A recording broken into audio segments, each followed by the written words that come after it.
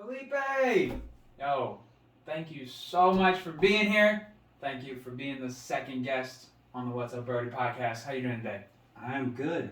What's up, Brodey? Hey, what's up, Brodey? Yo, what's good, man? Before we really jump into it, I want to touch on something. So this week, there was a mass shooting at 3 different parlors, and 6 of the victims out of the 8 were Asian Americans or Asian descent. And I want to touch on something before we kind of jump into this. For one, we've got to do better as a country. We got to get back to just judging people as an individual. Like, why do we lump everybody into this generalization, this group of together? Like, everyone is an individual, and it's okay to not like someone who is a certain race as an individual. But when we start lumping all these people together and start grouping them together, and this goes for everybody, like, everyone just needs to be treated as an individual, like, based on that person's merits, those person's morals, that person's personality, whatever it may be. Like, we got to stop judging people or lumping people together because they had a bad experience with one person, or they believe that Asians are the reason for COVID, or whatever the fuck it may be. We gotta do better. Like, it's fucking ridiculous that in 2021, we have someone going into 3 different parlors, clearly racially motivated, to murder Asian Americans or Asian people or of people of Asian descent because they feel like they're responsible for COVID or whatever the fuck it is. Like, that is fucking ridiculous. Like, that, it just cannot happen, and we just have to do better altogether when it just comes to just normal daily interactions with anybody of a different culture, of a different race, whatever it may be. We have to get back to just judging those people as fucking individuals. Okay, I had to get that off my chest. You have anything to add? I mean, I feel like not enough people talk about that. Like, I don't know if it's that people are scared of it or what, but the reality is we're all the fucking same.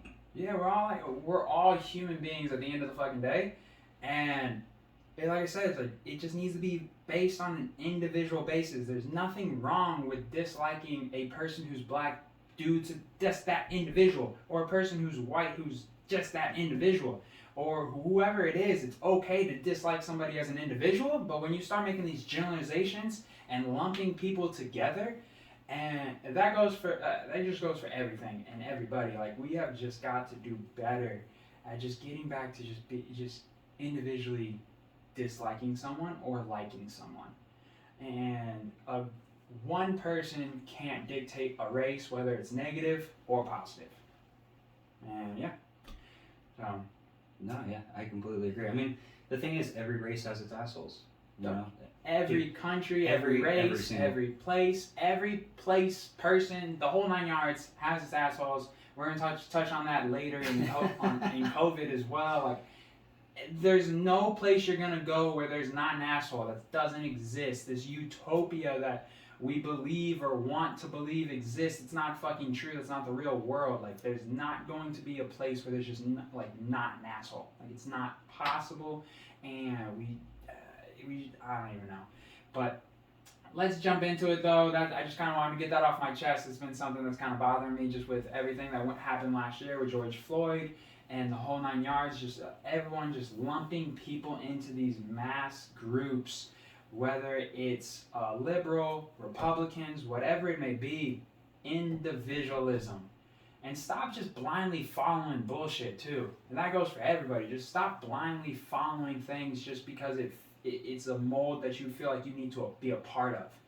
Like, we'll touch on more later. But let's jump into this. We got some exciting news. Philip is doing a bodybuilding show. He is signed up for a men's physique show here in Austin, Texas, on August 21st, just a couple days after my birthday. Shout out to me.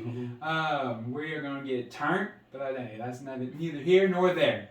So the 21st, Philip is stepping on stage again. Philip, why don't you talk about the last time you stepped on stage and kind of just the background of you sports-wise? Yeah, well, holy shit. I mean, just going into it, I actually just looked, the last time I stepped on stage, like, I've been kicking this fucking can down the road so fucking long. Like, yeah, I think I'm gonna compete this year. This is gonna be the year. And then, dude, 2014. It was the Naturally Fit show, right? Yeah. So 7 years ago was the last fucking time that I actually like dieted and competed. And dude, took the shit seriously. Yeah.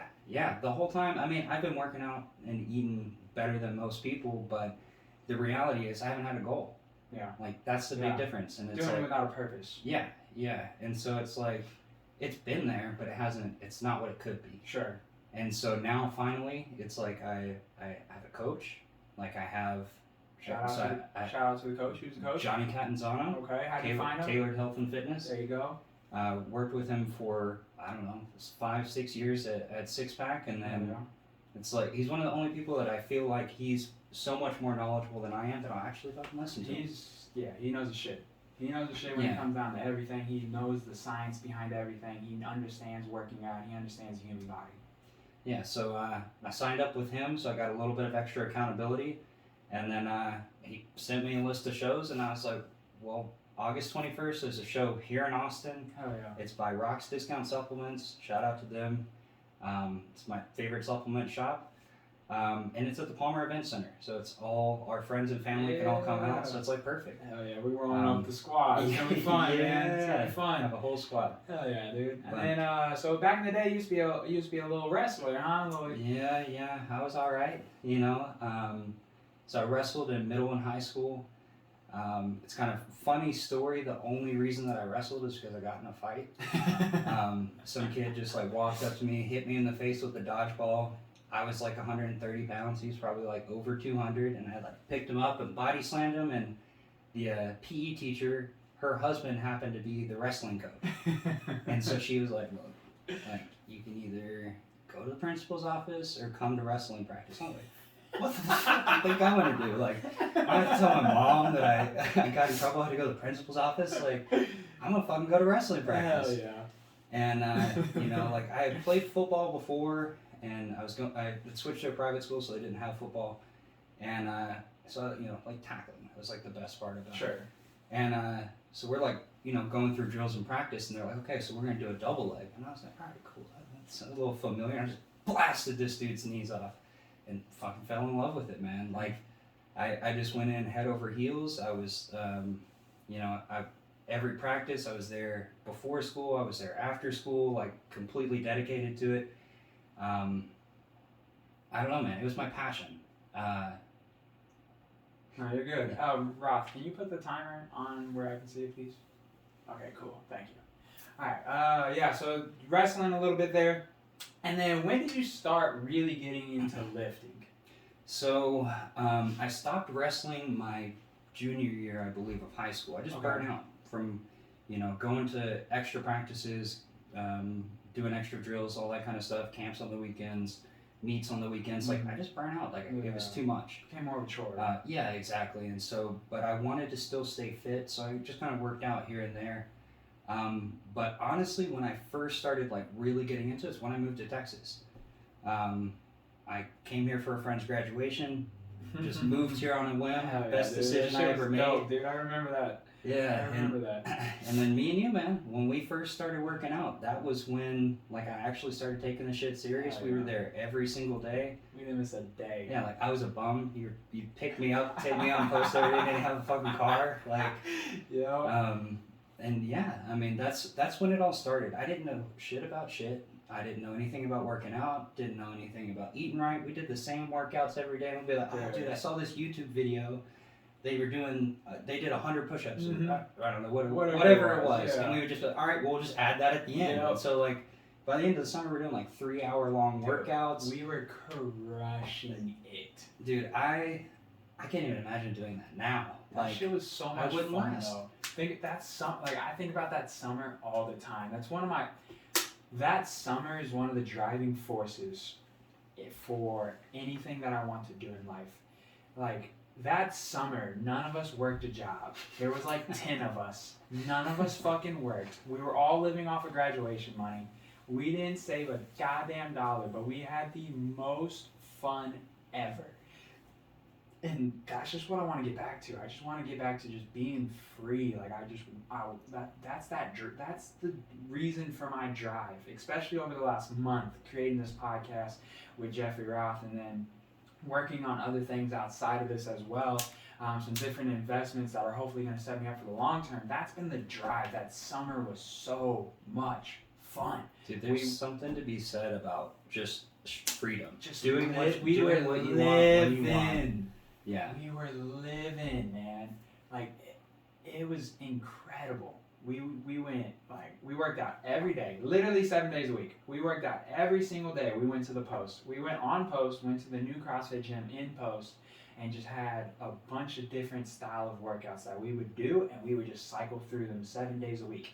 And then, here's the important thing.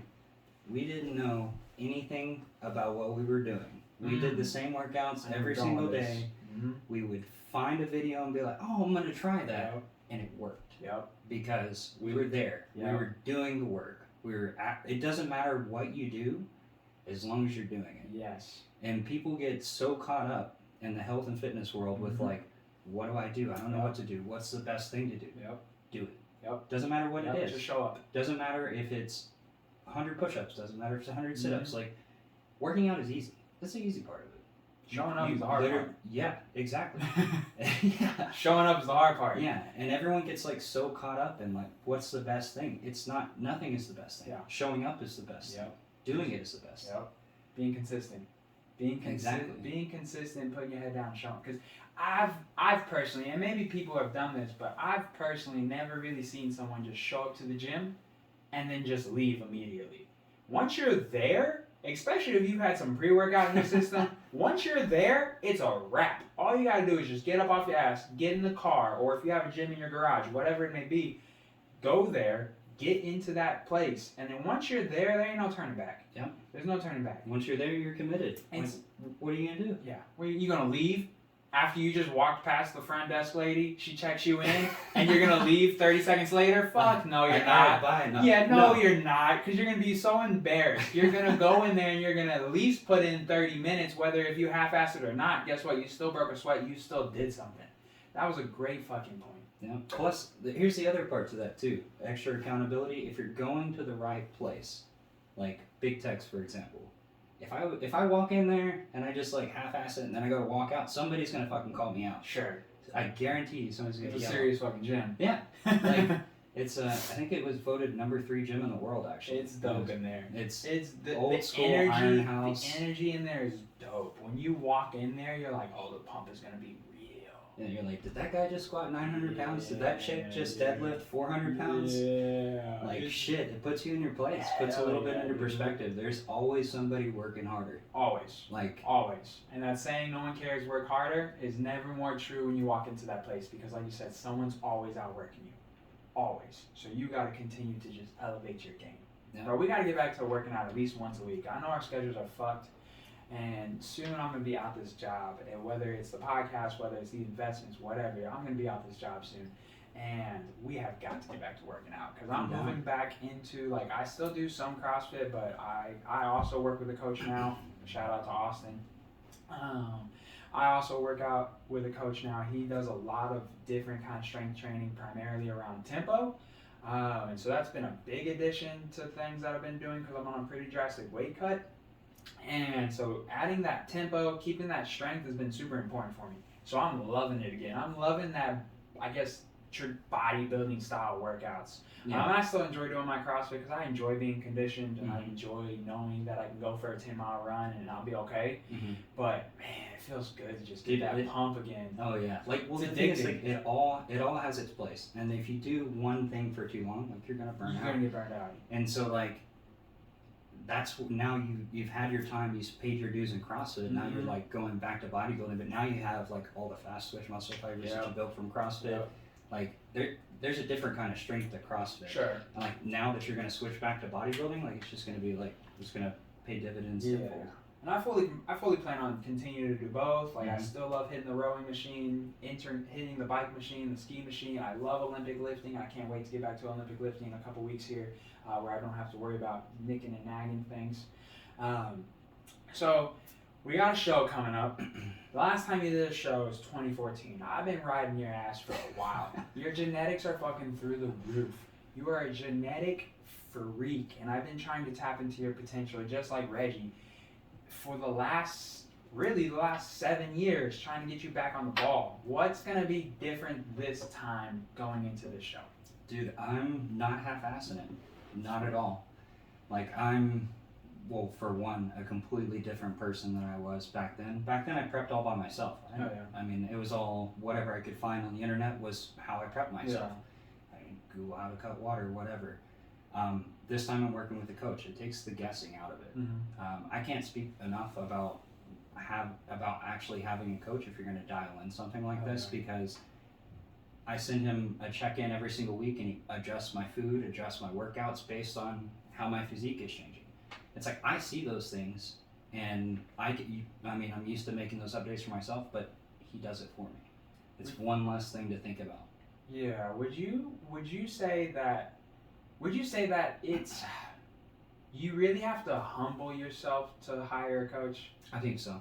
Like, it's humbling. Absolutely. Yeah. Like, I went 2 extra months before I signed up with Austin, and he just kept riding my ass. Mm-hmm. And I used to work with Johnny too, and I kind of bitched out as well. It's humbling. You gotta humble yourself. Yeah, you have to listen. You have to actually take someone else's advice. And it's hard. Mm-hmm. It's hard to take someone else's advice. Like, it really is. It's crazy.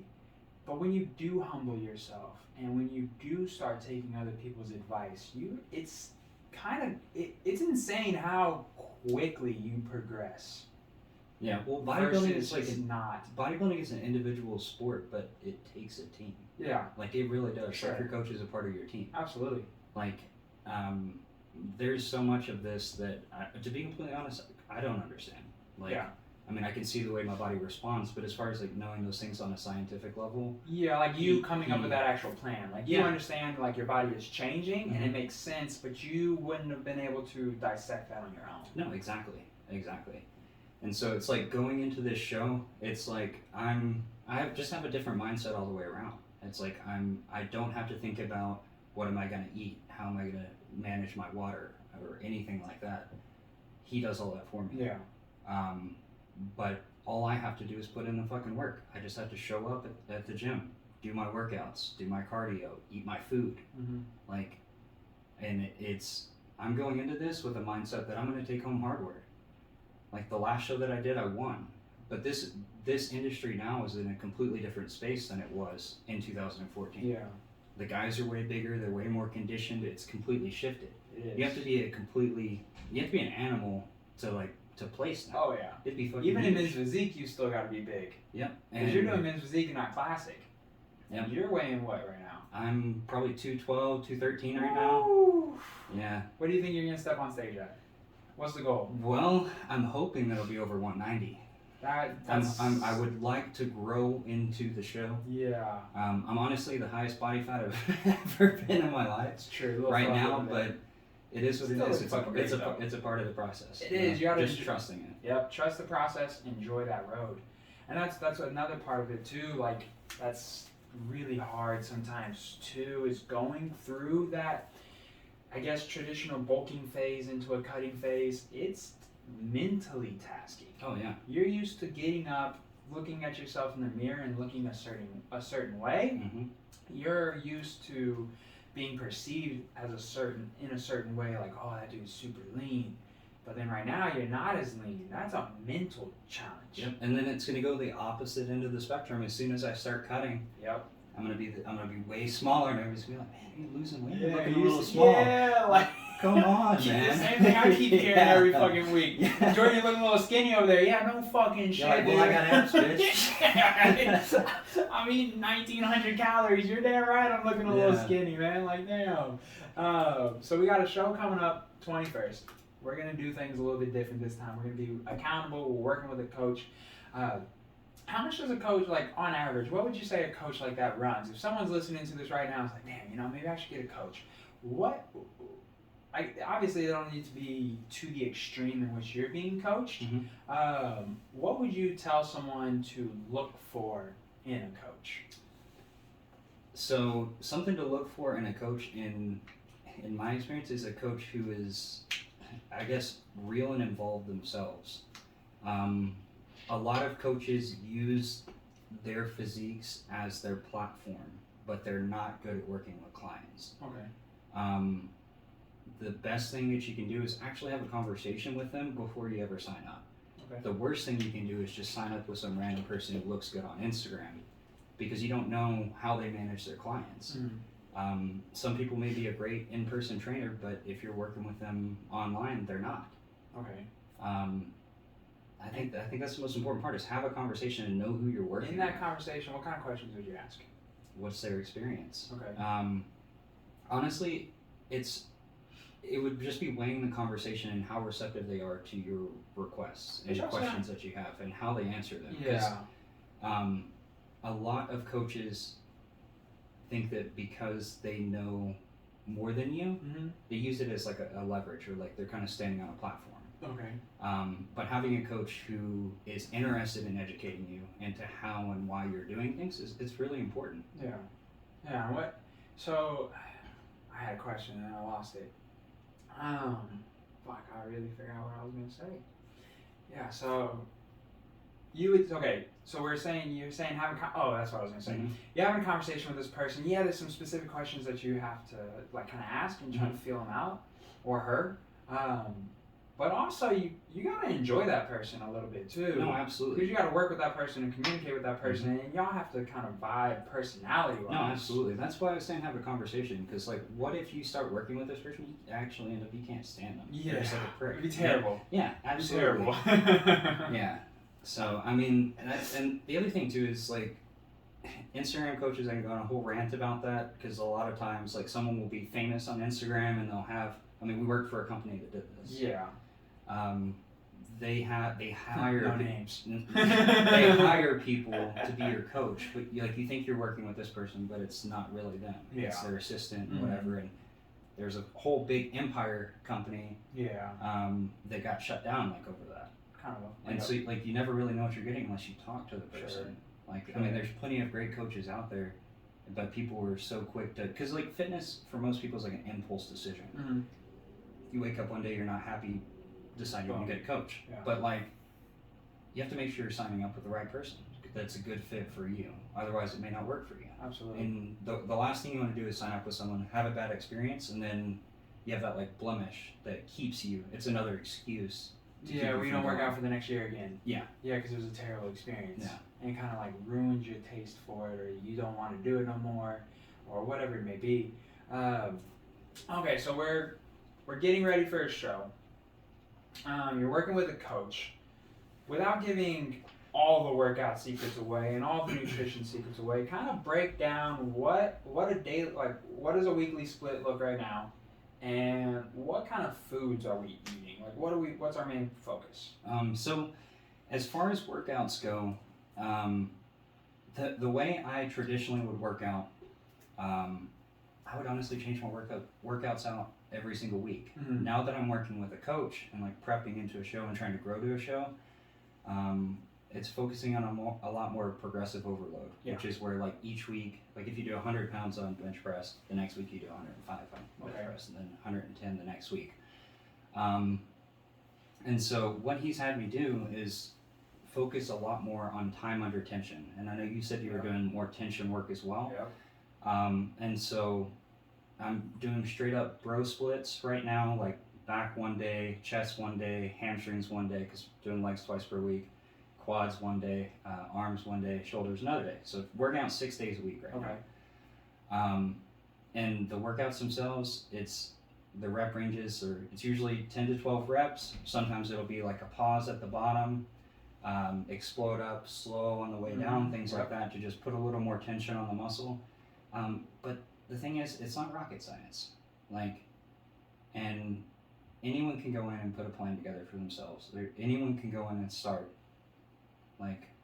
from an easy base. It doesn't have to be that intricate for everybody. Yeah, absolutely. But man, what a difference that tempo makes. No, absolutely. But it's exhausting. It is exhausting. Here's another thing I do want to talk about, related to how my training is different and being more humble. The floor is yours. I'm not focusing on, like, I can lift a damn house right now, but I'm not. Like, That's exactly what I was gonna go with that. yeah. So like, I'll, instead of doing, if I could do 120 pounds on dumbbell bench press, I may do like 70 fucking pounds. And Yeah, it's tempo makes a big it's difference. the tension, making sure I'm actually activating the muscle. Yep. And that's the thing, like everyone, especially like big techs, everyone's lifting fucking heavy ass weight. They have like 250 pound dumbbells and stuff. But no one gives a no one really gives a shit how much weight you're doing what lifting. you're supposed to do and how you're supposed to do it. No one cares how much weight you're lifting. Because everyone's seen those worries guys. about it. Everyone's seen those guys in the gym with doing, especially shrugs. Shrugs is almost always the movement where they're just repping them out like 100 a minute, or like calves. Calves is another one. Well, the risk reward, in my opinion, from doing like heavy ass weight, it's not worth it. Yeah. Like, unless you're training as a strongman or a power lifter, there's no real reason to like crush yourself like that. I watched a video today actually of some guy who was doing incline bench press with Larry Wheels. Yeah. 485 pound incline bench press, and he comes down, goes to press, and his pec like disconnects from here, and you see it goes like this. Yeah, dude. Well, fortunately, I've never had any injuries or anything like that. Like nothing too debilitating. Dude, I can't imagine that. Like, be terrible. That would suck. Yeah, it's never going to be the same. I have a coworker whose son was bench pressing. I think he had 225 or 315 on the bar, and he's a big dude, so it was still a warm up weight. But he always does an open hand grip when he's bench pressing, and he dropped it right on his chest. And he dang nearly died. Yeah, I bet, man. That's terrifying. Crazy. Yeah. And it's not to say that you shouldn't be lifting heavy weight. There's a time and place for everything. Oh yeah, absolutely. But even powerlifters will tell you that going past a set of 3 on a normal basis is not a good idea. Like, you shouldn't be working up to your 100% rep max. We're really rare. I mean, we work up to a 1 rep max, but usually we'll stay like 90% or less. Like, you don't want to hit that full blown 100% unless you're at a competition. It's a completely different mindset. Yeah. Like, you're purposely there for a reason. But when you're just training, you don't need to continue to just load up the bar. And especially if the form is compromised, or if you can't keep control, or like a big thing for me has been, one thing that Austin has helped me with the most over the last couple of years is keeping my core tight when I'm squatting, when I'm deadlifting, strengthening back up this core, because when I hurt my back way long ago, I just never took the time to do the due diligence to fix it. And I've constantly just lived with the pain and just kept working out versus just fixing the issue. And stabilizing the core, strengthening the core has really helped. Everyone asks, what's the best way to get abs? Yeah. Squat, deadlift, compound squeeze your core. Yeah. Absolutely, man. And so that's the training split. So we're working out 6 days a week. We are adding some tempo training, not going super heavy. What's the common rep range? 10 to 12 reps. Okay. I don't ever typically do anything in 4, 6, 8, anything like that. Occasionally he's had me do some here recently, a little later into the programming, 60 seconds of hell, which is just like a complete blast of 60 seconds of reps straight. Okay. So it is literally 60 seconds of hell. Yeah. Just get as much blood into the muscle as possible. Absolutely. And then we've also added a little, it'll be a 60 rep set. So you put something on there that you can do like 20 reps with, do it 20 times, rest like 5-10 seconds, do it again as many times as you can until you hit 60 reps. Just like little variations to just blast the muscle in a different way. Like, sure, you confuse it. No, exactly. So as far as nutrition goes, I mean, I've always been a stickler for nutrition is simple. You eat a protein, you pick a carb, and you pick a green vegetable. Okay. And so you stick to that traditional bodybuilding diet. Yeah. I mean, it's the easiest way to do it. I mean, it's like proteins. You have your simple things. You have bison, because it's fucking delicious. Ground beef, ribeyes, ground turkey, chicken. I mean, it's stuff we eat all the time. But then you pair it with healthier sides. So you have a carbohydrate source. long grain rice. Everyone says brown rice, but that's horseshit. Yeah, long grain rice doesn't tastes matter. so much better too. Yeah, it tastes way It better. tastes so much better too. And it doesn't have to be Yeah. brown rice, guys. I hate to bust your balls, but it doesn't have to be brown Yeah, rice. shout out to jasmine rice because it's like a little Jasmine sweet. rice is Yeah. key. Yeah. And then like sweet potatoes. Like you can even have white potatoes too, but it's all like it's portion control. Like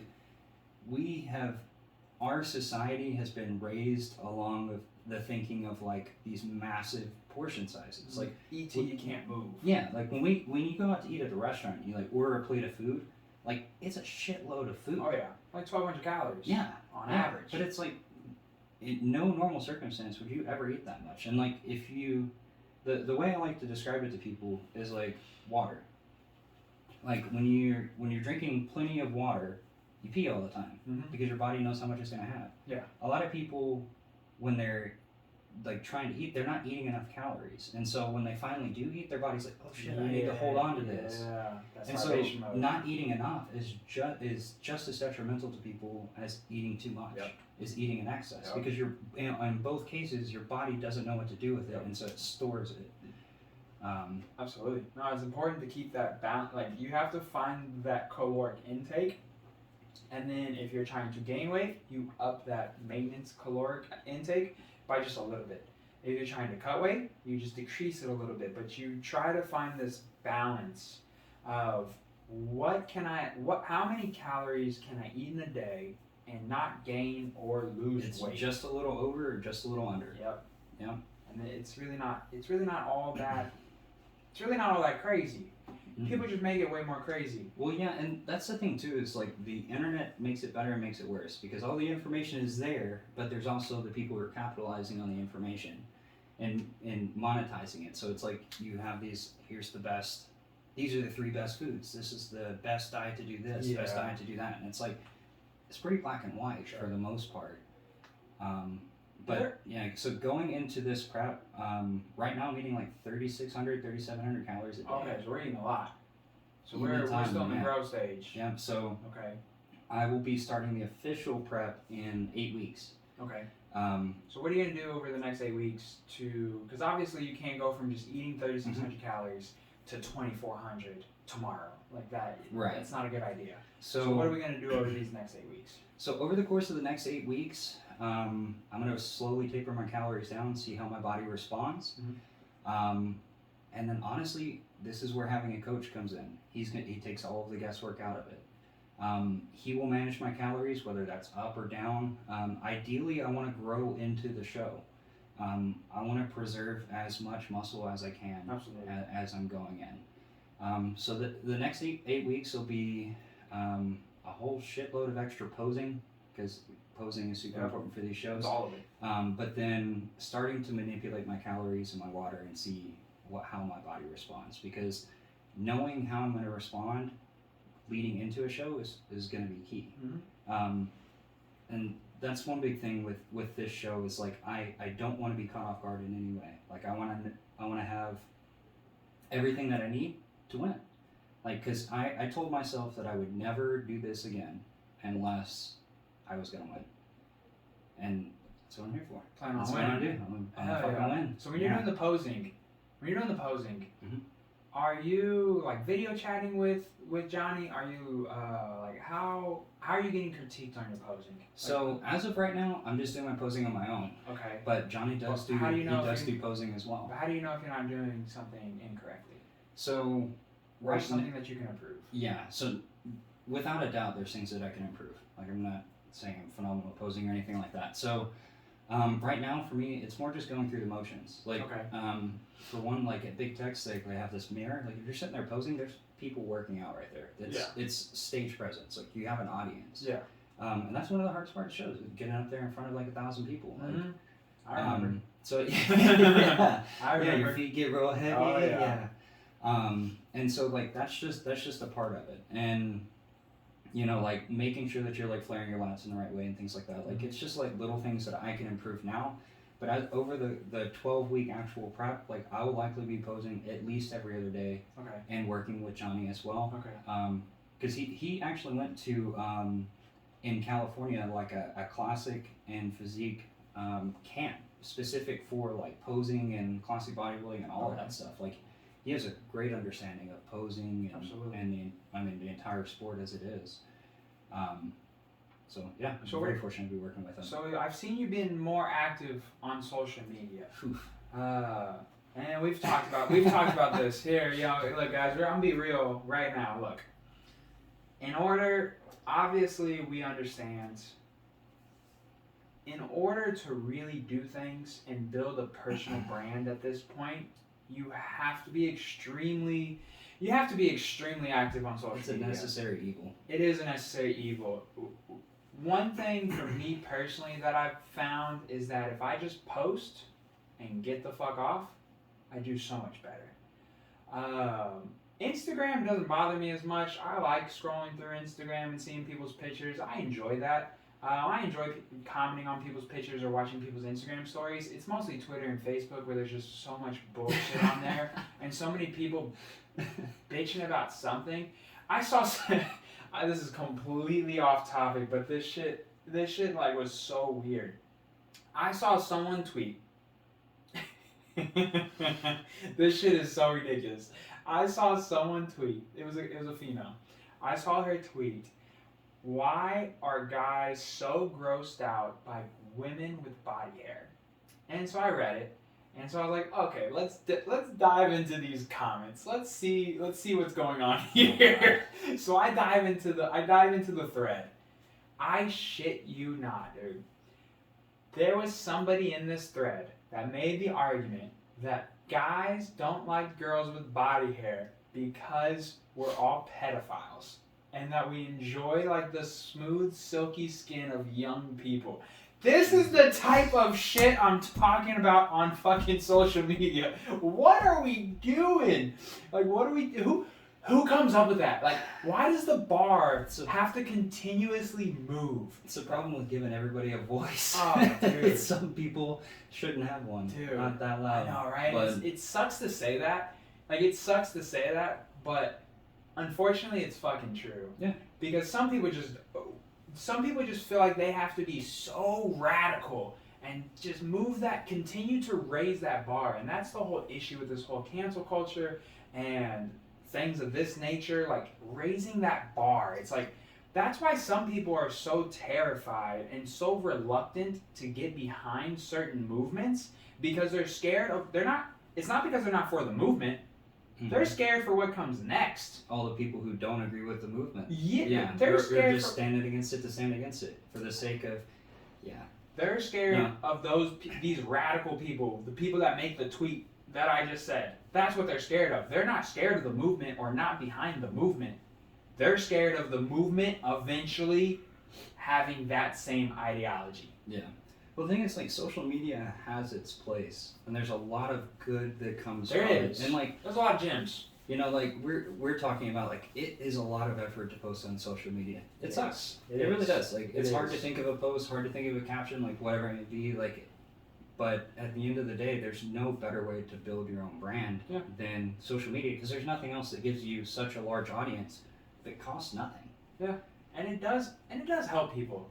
There is a lot, like we just said, there's a lot of good things on social media too. Like, I saw a bunch of people commenting on things that we said last podcast that they enjoyed. People were quoting it on Twitter. People were hitting me up on Instagram and like saying about parts that they enjoyed. They were like, people took off the social media apps off their homepage on their phone, or people started their stock account, whatever it was. Mm-hmm. That's pretty damn cool. Well, like, something that you said that like resonated with me, and it's like, I think on social media people need to gas each other up more. It doesn't cost shit to like somebody's picture. It doesn't cost shit to comment on their picture. All it does is feed the algorithm, and like maybe that person, like, what if they blow up? Who cares? Especially if you believe in that person. Like, why wouldn't you wanna? Why? I brought this up to Roth. Like, I was posting things about. Not gonna call anybody out by name, but why are we on the subject though? So I was posting. I've been obviously blowing up Instagram, Facebook, Twitter about the podcast. I'm super excited about the product that we have coming. I think that we're truly good at this. I think that this is something that I'm good at. I really enjoy talking. It's what I do all fucking day. It's how I make my living. I literally make my living from talking. And I've been pretty damn good at it and pretty successful since. And I posted a whole bunch of stuff about the about the podcast. And a lot of those posts did phenomenal. So thank everybody for the support. Then I was like, let me see something real quick.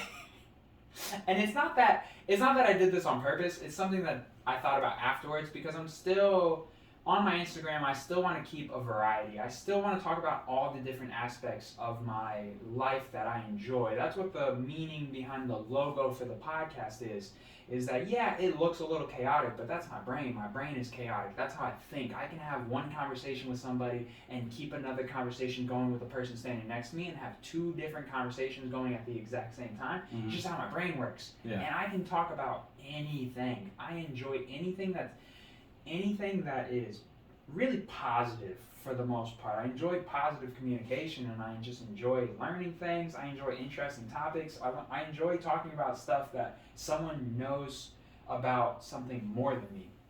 And so I posted a picture of my physique, and my physique picture did so exponentially better than any of my podcast pictures. And I was like, and it's like, I know all y'all motherfuckers saw the other posts. Yeah, you saw the other posts. See, here's the thing, and this so why are you not ashamed to like a shirtless picture of me, but you didn't like any of the podcast pages? So here's the statement that you said that resonated with me: is people see someone else's success as their lack of success.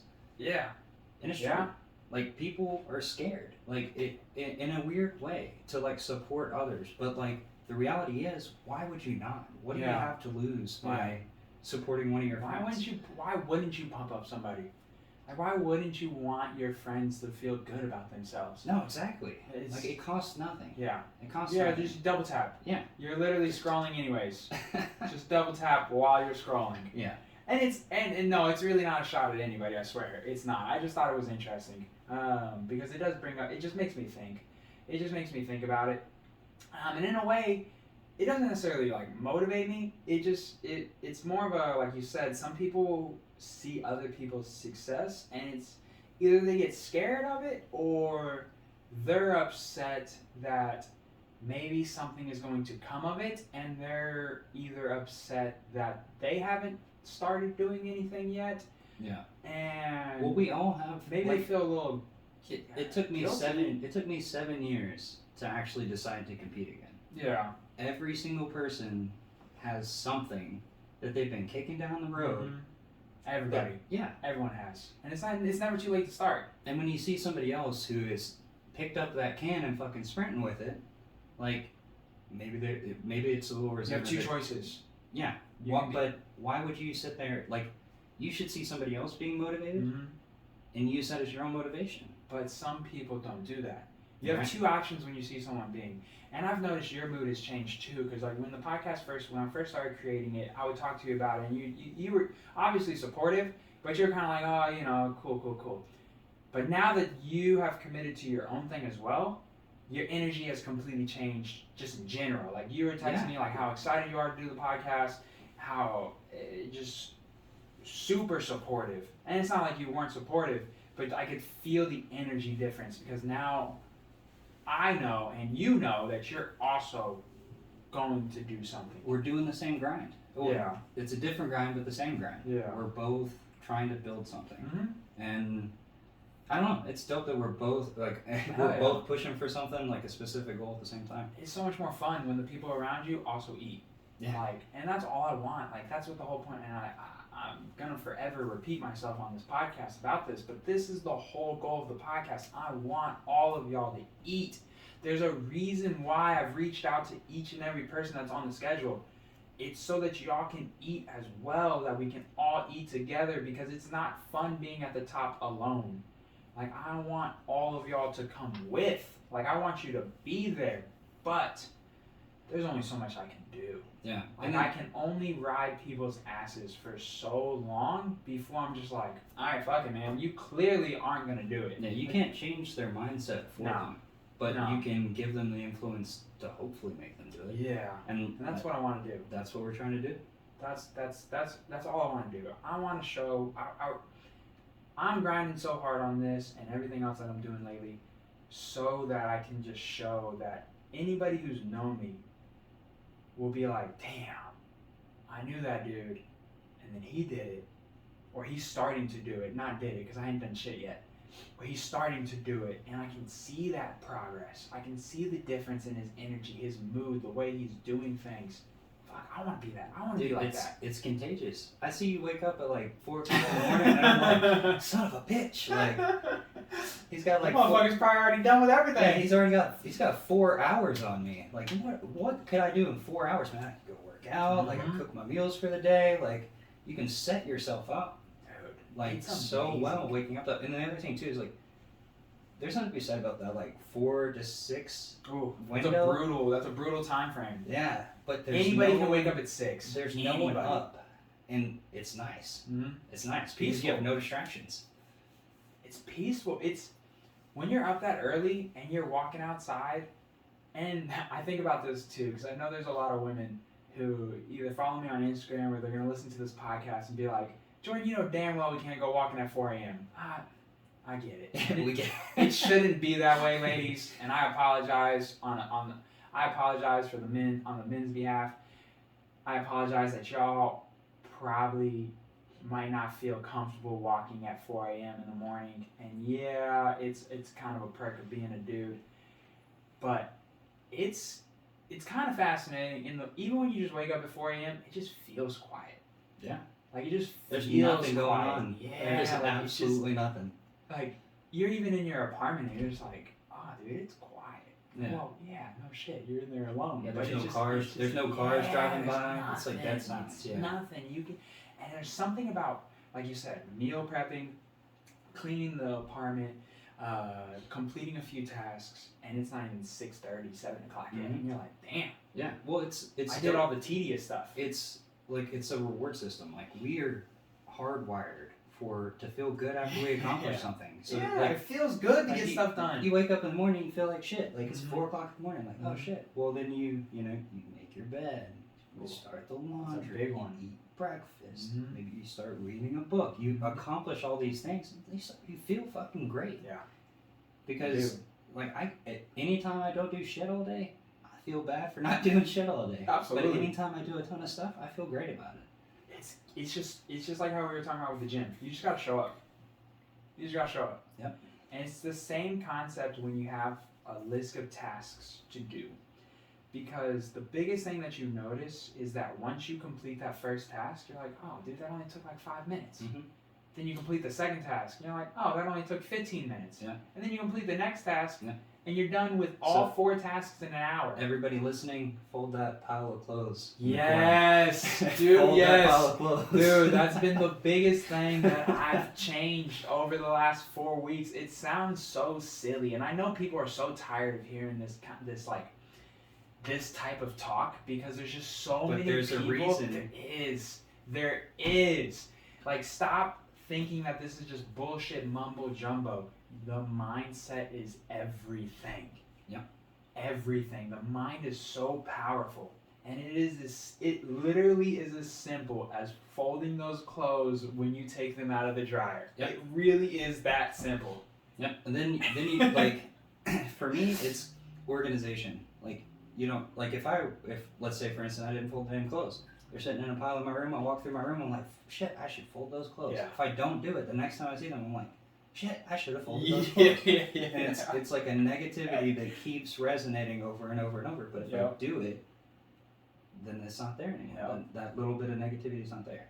I've been reading The Green Lights by Matthew McConaughey, and I've been blowing up Instagram about this book, and I'm gonna keep talking about it because this book is something special. And there's a part in there where he's talking about how he was sitting on the couch doing X, Y, and Z, and he was like, "Fuck, I should be productive."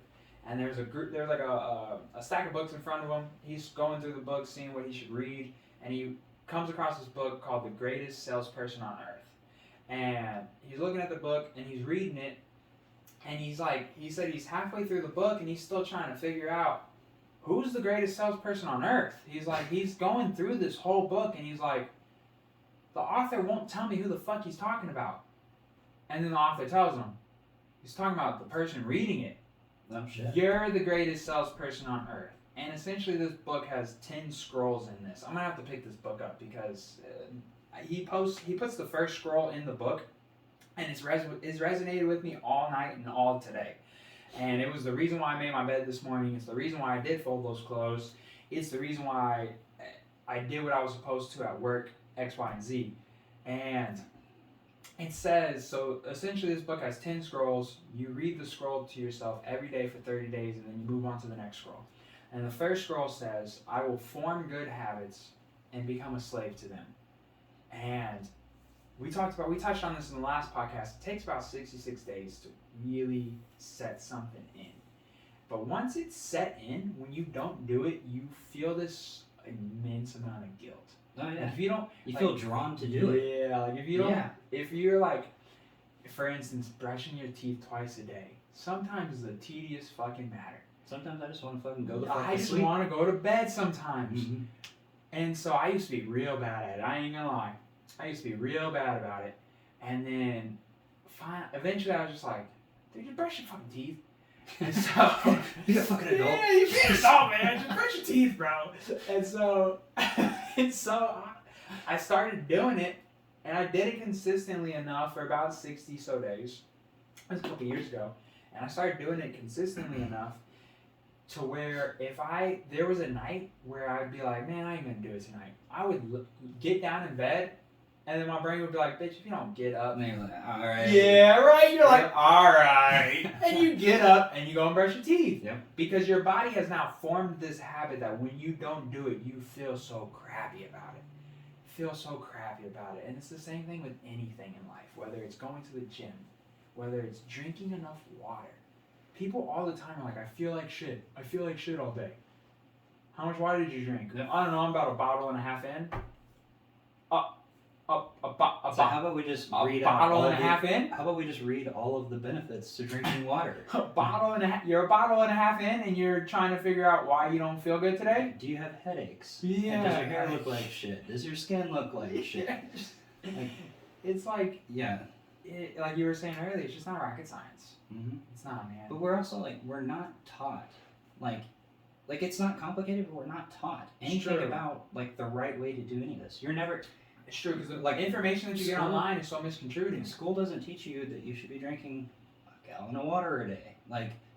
They give you freaking what? I don't know what they give in school lunches. Sound like a bag of milk and shit. They're not giving you water. Yeah. You're drinking milk for lunch. Yeah, you think that a school is gonna let all the kids have our school and let us have water bottles on our desk? There's no way. No, they always let you literally. There's no way. You're set up for failure, at least on hydration. It's true. And then the food pyramid that's taught in school is absolutely upside down and Garbage. wrong. It doesn't make any sense at all. That's a very important topic, because I think we are kind of hard on people when it comes to maybe the lack of information or the lack of lack of doing things how they're supposed to. Yeah. I think that's a very important thing that you just said, especially in areas that definitely don't have, low income areas where whether it's a majority of a minority community or whatever it may be, in a super low income area, that information is definitely not taught. No, not at all. Definitely not taught. And it's not those people's fault. No, it's no one. That's the thing. It's no one's fault that, and honestly, everyone was set up for failure. It's no one's fault. Yeah. But the thing is, now that we know better, mm-hmm. why are we not telling people better? Why are we not trying to help people feel better? Mm-hmm. Why are we not helping people try and eat better? Because nutrition and working out, they're the only two things, and I preach this all the time, that will literally add years to your life. Yep. And all you have to do is form the habits to do those two things. It doesn't, eating obviously costs something, but eating the right, you're going to eat anyway, so it doesn't really cost anything. It's what else? There's nothing else you can do. Why would you not want to live 5-10 years longer? Yeah. Take care of yourself. Yeah, because I'm personally at that point in my life, that extra 5-10 years, I'm gonna be chilling. Mm-hmm. Like, Yeah. I'm gonna be doing what I want to do. Yeah. Why would I not want 5 to 10 more years? Why would you not want to walk around a store at 70 on your own? Why would you ever have this desire to drive around in this motor cart? Mm-hmm. Like, why would you want to be that 70 If you're telling me that I can fall apart or not, yeah, and still be able to play with your grandkids or your great grandkids at 70, 80 years old, why wouldn't you want that? Yeah, no, it's an easy choice. It really seems easy, Mhm. right? But everyone gets into this comfort where they get just so in this mundane routine where they get so much satisfaction from eating this crappy food. Everyone thinks that like falling apart like that is just getting old. Yeah, dude. That's the problem. When you get my age, you're not going to be able to work out like you are now, Sonny. Like, yeah, we'll fucking see about that. Yeah, like, I can't wait to be that age. Yeah. Like, I can't wait to be 50 and still in the gym having a good time. Yeah. Am I going to be training how I am now, 5 hours on Tuesdays and Thursdays? I'm probably not going to be doing a bodybuilding show when I'm 50. Exactly. But you never know. You might. Shit.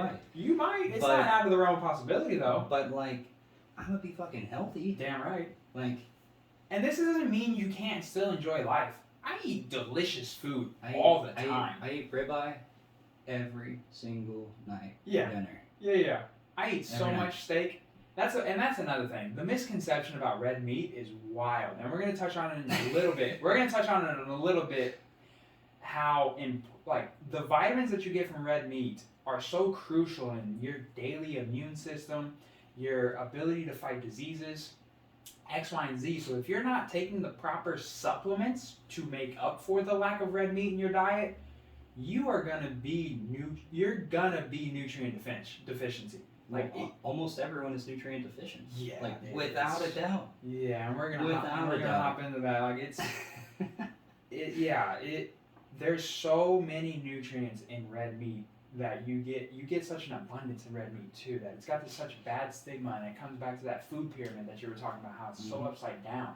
And we kind of eat completely different, really. I do follow more, I wouldn't even really say keto. I do what my body tells me is comfortable. If you need carbs, you eat carbs. Yeah, if there's a day where I'm extra hungry, my body's like, bro, you need a pizza.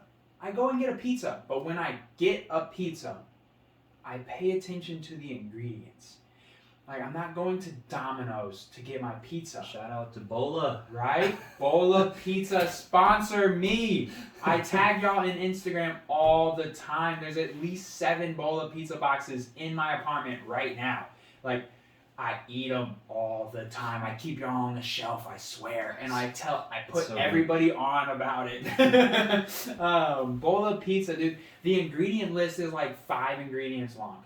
I can eat the whole pizza and immediately go work out, and it's still delicious. No one's saying that you can't enjoy things, but when you go and eat that meal that maybe the food choices aren't as healthy, just try to choose a source that's cleaner. Like, if you're gonna go to get a burger, don't go to McDonald's. Choose P. Terry's or In-N-Out or Hot Dotties, or something along those lines. Real food. There's nothing wrong with enjoying your food. We're not, at no means are we preaching you gotta be this robot and just eat this plain, boring food, because that's not my life at all. Y'all see my Instagram stories, dude. My chicken wings in the air fryer are freaking phenomenal, and I cook a mean steak. Anybody who's had my steak knows I throw down when it comes to cooking. It's just discipline. It's just not making a terrible choice. It's okay to make a bad choice. You're making a better choice. Yeah. Make a better choice rather than a terrible choice. Yep. Instead of Domino's, get a bowl of pizza from H-E-B. Or instead of Domino's, go to Blazed Pizza. Or go to a Mod Pizza and get a cauliflower pizza.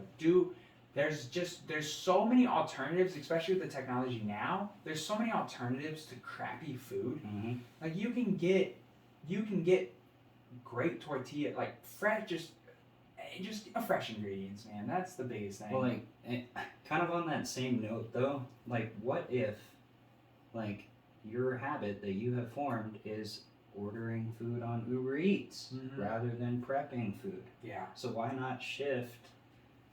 It's There's like so rather many- than you're like, oh fuck, you just you just scroll through. It looks great. Well, and not only that, not only do you scroll through, but you scroll through for like an hour to make a decision. Yeah, So in not that only are you time- being non-productive as hell, you you're also wasting easily, money. You could have just as easily, like, because here's the thing too. It's like when I was talking about like you just pick a protein source, you pick a carb source, you pick a vegetable, like throw a microwave bag, broccoli, green beans, asparagus in the damn microwave. Or put it in the air Throw fryer. your- Get throw an your air pro- fryer, ladies and Throw your, gentlemen. well, here, that's where I'm going.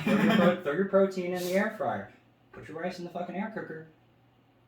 15 minutes later, you got a whole damn Whole meal.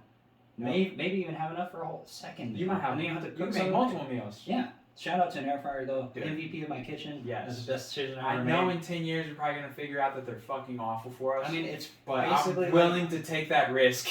That's basically. I saw a style bender like posted. He was like in a quarantine hotel and he's like, he's like, I made my own air fryer. Yeah. And he had a blow dryer I in saw a that. bag of I saw that, food. dude. Shout out to Israel Adesanya, Yeah. dude, that bad motherfucker, man. Dude, yeah, I mean, it really is. It really is simple, but people do get stuck in these choices that they make, and some people genuinely don't understand the choices that they're making. Like drinking your calories is terrible. Oh yeah. It's one of the you know how much more delicious food you could eat if you just didn't drink your calories? Yep. Like, Well, like you're talking about soda specifically. oh my gosh! Or- you go to a restaurant and you get Dude. 4 refills of a soda. That's 1,000 calories. Have you ever seen the calories in like Starbucks drinks? Dude, Dude, it's like we're 500 gonna go ca- down a 500 hole, calories. Man, is it fucking delicious? Yes. Is it like eating a whole ass meal? Yes. Yes. Yeah. Dude, it's just simple choices. Just make better choices. Cut out some of the sugar, some of the creamer in your coffee. Learn to just enjoy the taste of things. And then every now and then, when you've been making better choices, enjoy yourself. Yeah, Have whatever the fuck you want. And then it doesn't matter. But earn it. Yeah. Earn it. Go on that 3-mile run that day. Work out for 4 or 5 days a week. It doesn't even have to be 5, man. 3 to 4 days a week is perfect for the average human who doesn't have a desire to compete in something. Yeah. Competing in something, and so we're bad examples because we do things really to the extreme when it comes to health and fitness. But the point that we're really trying to make is that you don't have to be as extreme as these people you see on Instagram. Yep. You don't have to be as extreme as us. That's not what anybody. That's like, I don't ask that of anybody that I talk to. Instagram has done a really good job of shifting people's perspectives. Yeah. Like the average healthy person doesn't have gigantic muscles in a six pack. Yeah, don't. it's Like, not. No. Like in reality, but someone who eats pretty clean and works out, Yeah. like they're not going to be the biggest person in the world. Sure. They're not going to be the most shredded You don't person have in to the world. have a They're going to be six-pack. healthy. Yeah. Like, you're going to feel better, and that's That's more, the biggest that's thing. more important than anything else. Is It's just the biggest feeling thing. good. It has nothing to do with the looks. It has nothing to do with the competition. It's literally just feeling better. Why are you not tired of just feeling like crap every day? Like, if you need 2 energy drinks in a day, you gotta question yourself. I'm guilty of that though. I'll be honest. I'm the worst. Caffeine is my vice. And But there's a difference between being super productive with it and just needing it to just get through everyday not tasks. fall asleep. Yeah, and, yeah, you're right. There's a difference between, okay, I've been up for X, Y, and Z. I've already done this, this, and this. I drank my caffeine earlier. Man, I've already got a ton of shit done. I'm tired, but I got so much more to do. There's a difference, right? But if you're not really doing anything throughout the day and you just constantly just feel like gunk, you just sit down on the couch and just sit there and just be like, man, what choices can I make just to feel a little bit better? Dude, it's like those 3 questions you ask that person. How active are you? What do you eat? How much do you sleep? Mm-hmm. And those are the sleep. three easy decisions they have to make. And like, dude, just like, for example, everyone's working at home right now. Like, shit, I sit in a damn chair for like 10, 12, 14 hours a day working. But like, I get up, I move, I walk around, walk the dogs. Yeah. Like, that shit's important. It's more. It's like, it's all about doing more. better choices, being a little more active. And then when you couple that with making sure you get enough sleep, make sure you get that's like, what is it, 8 to 10 hours of sleep a night? Yeah, I mean, it all depends. It depends on what you're doing. Yeah, eight seems to be the magic number for most people, but there's some people who can sleep a little bit less, and there's some people who need a little bit more. I will say, growing, dude, I needed 9, 10, like through the bulk, man. I was so sleepy, like lifting crazy and all that. Yeah. Man, I don't know what it was. I just needed more sleep. Mm-hmm. But it's all about listening to your body, like you were saying. Like if your body needs, and we kind of got off subject a little bit, but what I was kind of getting at earlier is that I eat a pretty fairly, not necessarily low carb, but I eat primarily red meat almost every meal. I eat berries and nuts. That's and eggs, ton of eggs. Fruits aren't gonna kill you. No, fruits are not gonna kill you. But there's a time and place for everything. Mm-hmm. There's definitely a time and place for certain sugars and certain carbs. Definitely after a real tough workout, nothing is better. Like nothing feels better than just a total fruit out smoothie, bro. Just all the fruit in the world. Matthew Frazier used to eat a Snickers. So Matthew Frazier is the guy who won the CrossFit Games 5 times in a row. Yep. I think it's just Matt Frazier though. I don't think it's Matthew Frazier. I think it's just Matt Frazier. It's Matt. You know, if you're gonna shout him out, you should get his name right. So he eats he ate a Snickers bar after every workout. Yep. And Floyd drinks a Coke after almost every boxing workout. Yeah, just dumping sugar into your body. Yeah, has a place. Mm-hmm.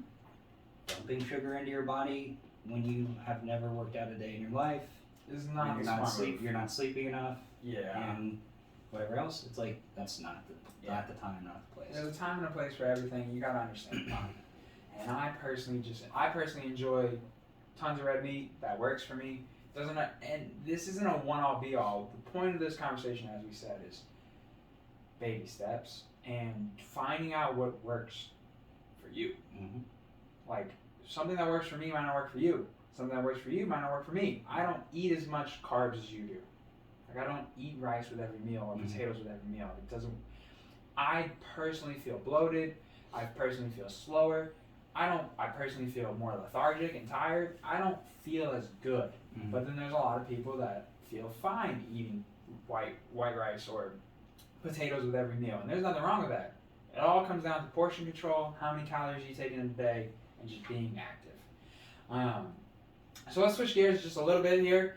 Let's kind of dive into, so the last year, you've been working very hands-on with medical sales, primarily with items regarding COVID. Kind of give us the gist and the background of what you've been doing over the last year. So, if you want to talk about what exactly it is, trading commodities. Okay.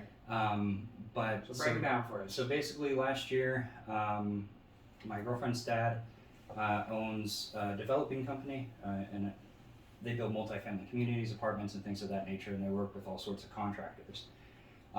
Essentially, whenever the lockdown was first put into place, if you wanted to keep working, you had to protect your employees. We all know there wasn't a mask. You can buy a fucking mask anywhere. Yeah. Nowhere.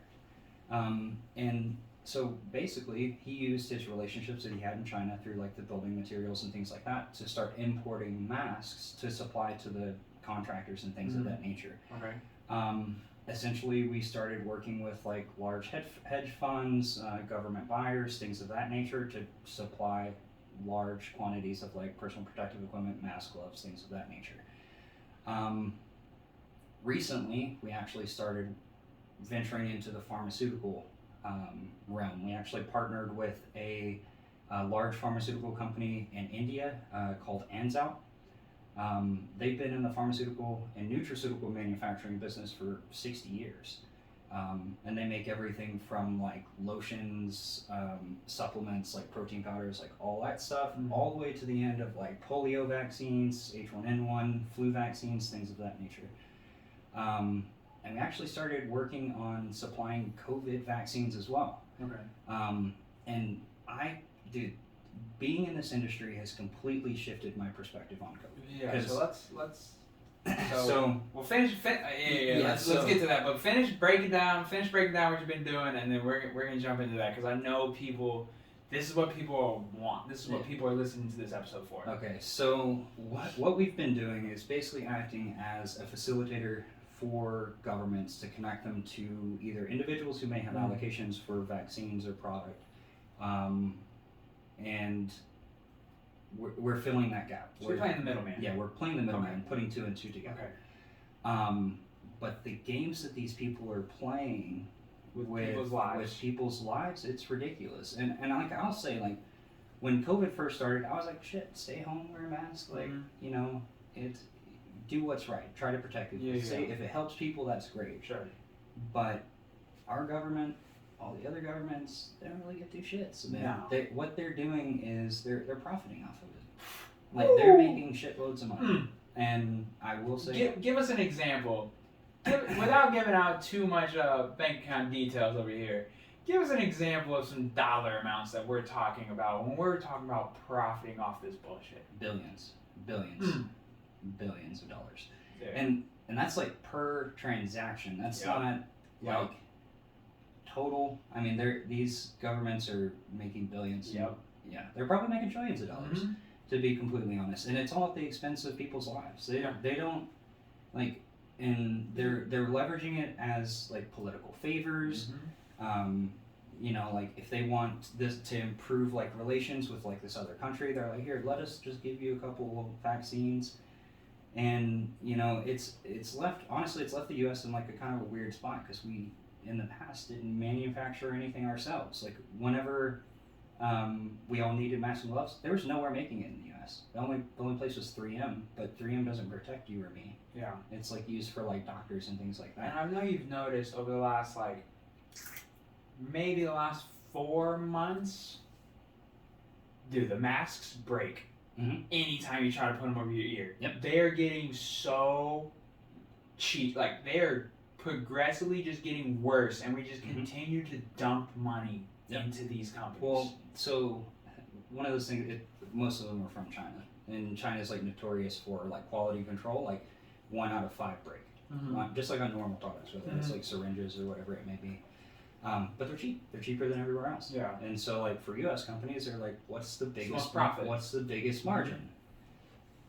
Obviously, they're going to go with that one. Yeah. And so that's like the root of it. It's like everyone's playing games with like margins and like this, like they're worried about the stock value of their company and things like that rather than protecting people. Yeah.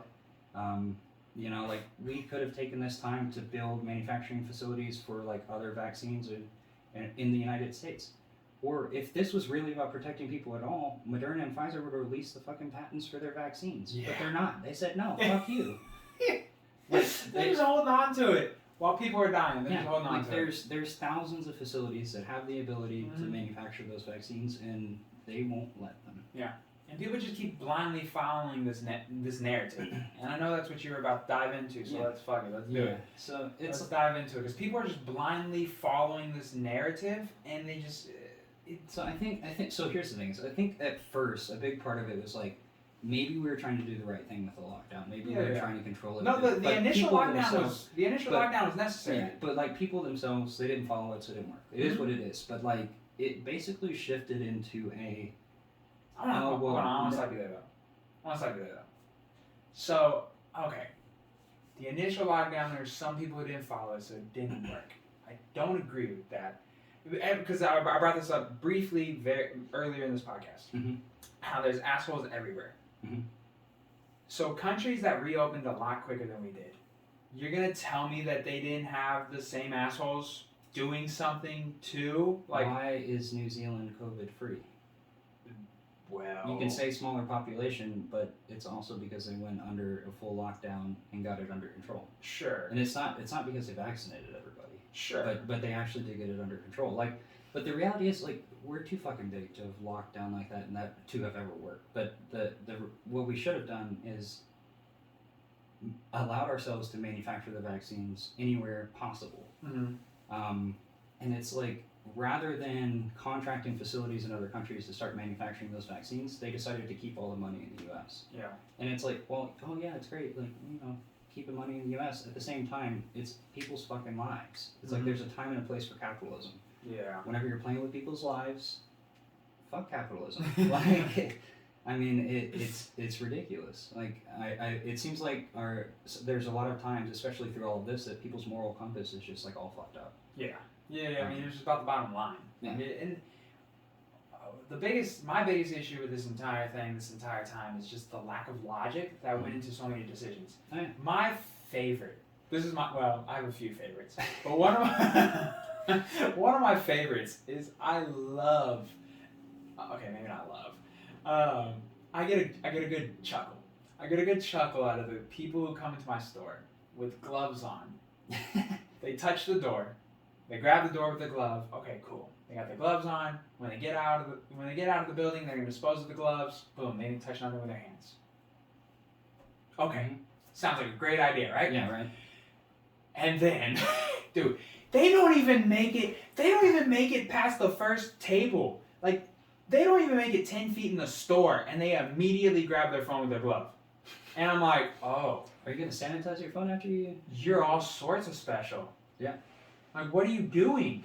Like, there's no logic behind it. So is that a lack of education on those people on how to properly use those materials? No, or they're doing just it to just stupidity? make them feel better Yeah. about it. Because, like I said, people are just so blindly following everything. Like, we're so focused on, in my opinion, the wrong things. Like,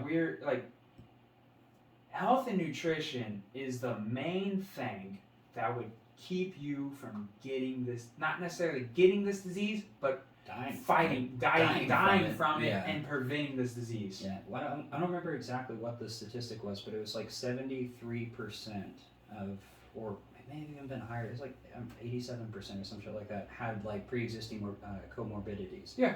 Like whether that's like high blood pressure, being like obese or whatever it may be. And it was like pretty much all related to being out of shape. Like you always hear all the time, like the running joke is like America's like the fattest country in the world and like all this stuff. We got some statistics on that. Continue. And so like, you know, it's at this point it's like kind of become a meme, but whenever you start looking at the statistics behind like COVID and how it affects people, like no wonder we have like such a problem with it. As of this year, according to the CDC's website, 73.6% of people are overweight. And yes, this goes off the trash BMI scale, so Philip is technically overweight over here. Probably obese. Probably a little obese.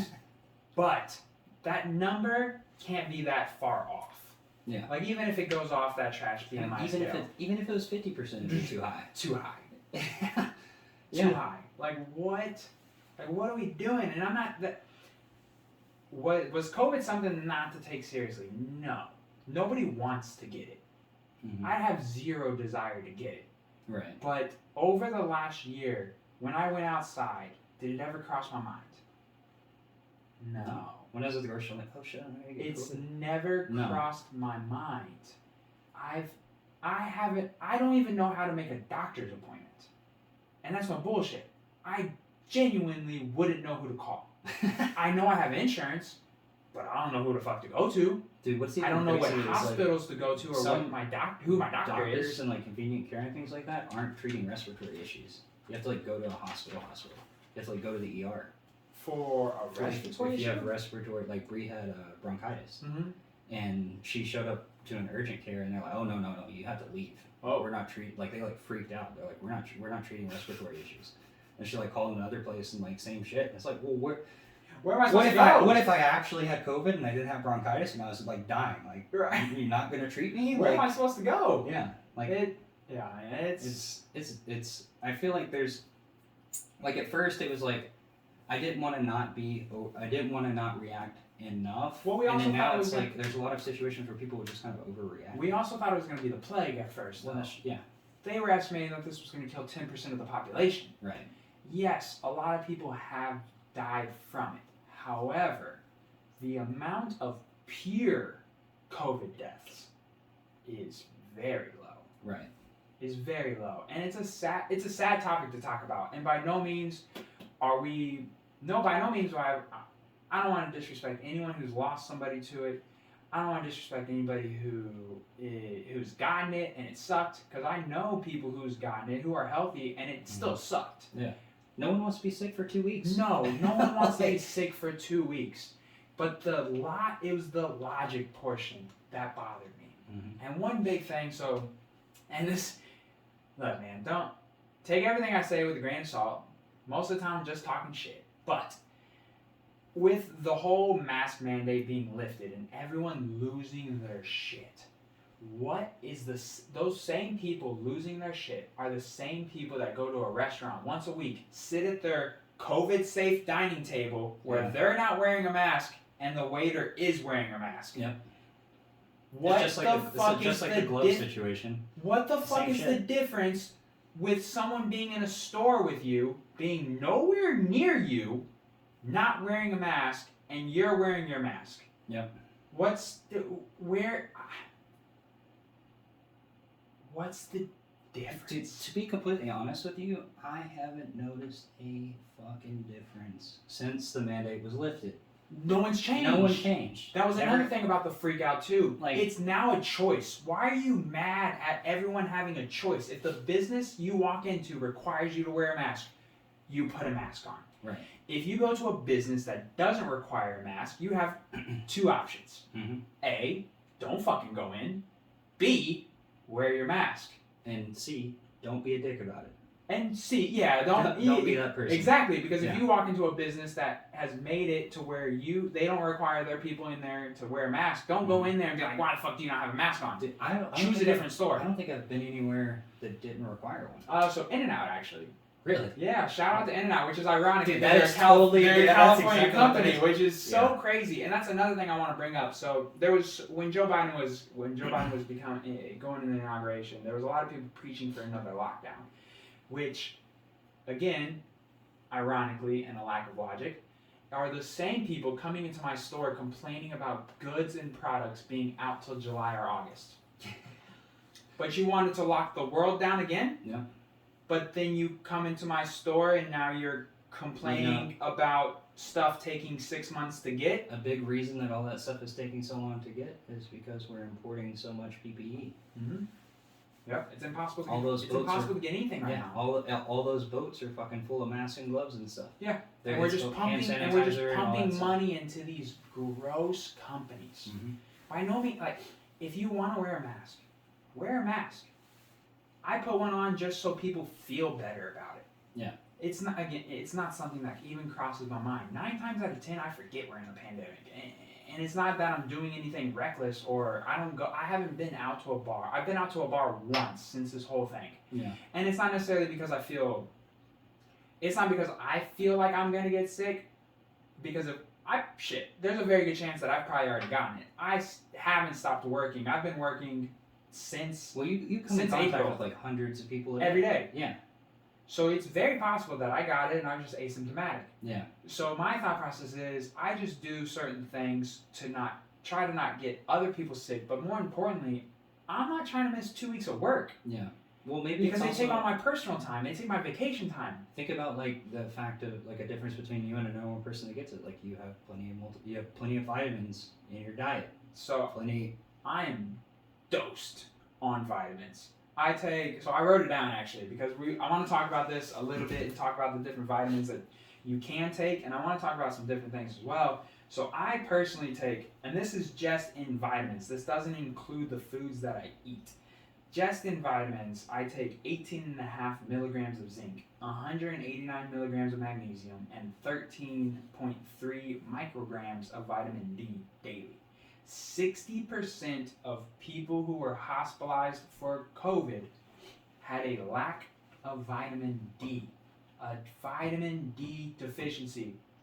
What's the primary? How do you get vitamin D primarily? Sunlight. And what were they telling us to do? Stay inside. You know, it's crazy. Here's another thing that's kind of crazy about vitamin D as well is people of other races, like races of color, like they don't process vitamin D as well. They don't absorb as much. So it's And even so more that's why- important for them to have this information. No, exactly. And I went on the WHO's website to see if this information is readily available to people, and it's fucking not. No. I went on the WHO's website and it said stop eating salt. That's their prevention for COVID. If you get lucky and like let's say for instance like you get COVID and you go to the doctor and they tell you have COVID and you like the doctor actually knows what the fuck they're talking about, you may get lucky until you start taking vitamin D and zinc. Yeah, maybe. But maybe. It's not regular information. Not everybody knows that. Like, but there's studies on it. There's articles on it if you find it. Yeah. But then most people don't believe half the shit they read on the internet anyways because there is so much misinformation that's out there. True. You know, I don't know if it's like for certain, but I believe like a part of like the information on World Health Organization, I think they were like partially owned by a Chinese conglomerate or something along those lines, right? Well, was it the head of CDC or the head of the WHO who couldn't say Taiwan in the interview? That would be World Health Organization because That should have That's been a whole. That should have been your first. That should have been the first clue. Yeah, so like their information is like gonna be skewed anyways. But why are they the World Health Organization if they're owned by a specific country? Because they should be kind of a separate operating entity that. That's a whole like. We could go. Like, why we could are go we- hours on this whole thing and just dive into each and everything. Like, is there not anyone else out there that's like, why are we listening to, like, because obviously they're going to do whatever keeps their, like, China's biggest export right now is probably PPE. They want this shit to go on, longer They're and longer. killing it. They also have, like, COVID vaccines that they're manufacturing there as well. So it's like, they want this. Like, they're making a fuckload of money on this. And it's not even just China it's not even China specifically, it's also the US pharmaceutical companies are also making a dickload of money off this too. Like, I mean, everyone is profiting off of this so much, and nobody wants to really get to the root of everything. What's even crazier about the American pharmaceutical companies is that they have locked the US into being, like the US can only get COVID vaccines from U.S. funded and manufactured vaccine companies. And what's the reason? Because it keeps the money within the U.S. They don't. Okay. So like, if they can keep U.S. funds within the U.S., like it sounds great. But What's the downfall? So the downfall is there's other vaccines out there that are effective. They've been proven to be effective. Other countries are using them. And there's like a whole another like political aspect to like the vaccines and all of that that's going on. Like, for example, name AstraZeneca. All these articles came out saying that AstraZeneca vaccine caused blood clots. Okay. Well, out of the 17 million people that received the AstraZeneca vaccine in Europe, less of them had blood clots than would have been naturally expected. So It's like total BS. Like it's politics because those other pharmaceutical companies, mainly one that's just got approved, it's manufactured in the U.S. Just about to launch their single shot vaccine. Yeah. Right about the time that they're gonna start, pumping it into the market, all these articles start talking shit about another vaccine in the market that's made and funded overseas. Like that's the kind of stuff that's happening, and it's the U.S. pharmaceutical companies that are making it all happen. They are controlling the market for the U.S. And they're playing with people's lives because, like, while those other vaccines may be less effective, we don't need Pfizer or Moderna. Sure, We're not at risk. Yeah, you and I don't need the strongest vaccine out there. Yeah, and so preserve Pfizer and Moderna, and for the elderly, the at risk, whatever it may be. For the people who have an autoimmune disease, for the people who are older, for the people who are healthcare workers, for the teachers. Yeah. So and then take the lesser effective one and give it to everyone else. Yeah. If your goal is vaccinating everybody, why would you not utilize every vaccine available? Another huge red flag just came out last week. So Dr. Fauci came out and said that now there's no difference between this is the part that just continues to just blow my mind, and why I get so frustrated with social media, because everyone's just following this narrative blindly. Dr. Fauci just said that it's okay to be there's no difference between being 3 feet apart and 6 feet apart. It's a year later? Yeah, they just discovered that. It's a year later? Like, all of a sudden now we can be closer. Okay, so other side of that perspective, because yeah, it sounds fucking crazy, but what if they're just trying to play it safe? Because they didn't know. They didn't know. And that's fair too. So it's fair. And I get that. I get that too. But I feel like they probably knew sooner than a year. Why? But okay, so no, I fully understand that. Like, no, by no means am I for or against any aspect of this COVID political spectrum. Mm-hmm. So I don't want anybody to think that, like, oh, I'm this anti-masker or whatever it is. That's not the case at all. I just look at both sides. Yeah. And I just watch both sides, and I see the flaws in both of it. Mm-hmm. Because being extreme on either side is just problematic. Yeah. And that's one thing. So someone brought this up not too long ago, and I thought it was a very interesting conversation.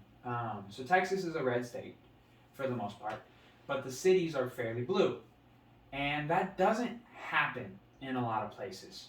And I don't think that we sit down and appreciate that enough. Mm-hmm. Appreciate the fact that there is such a big population of both in the state.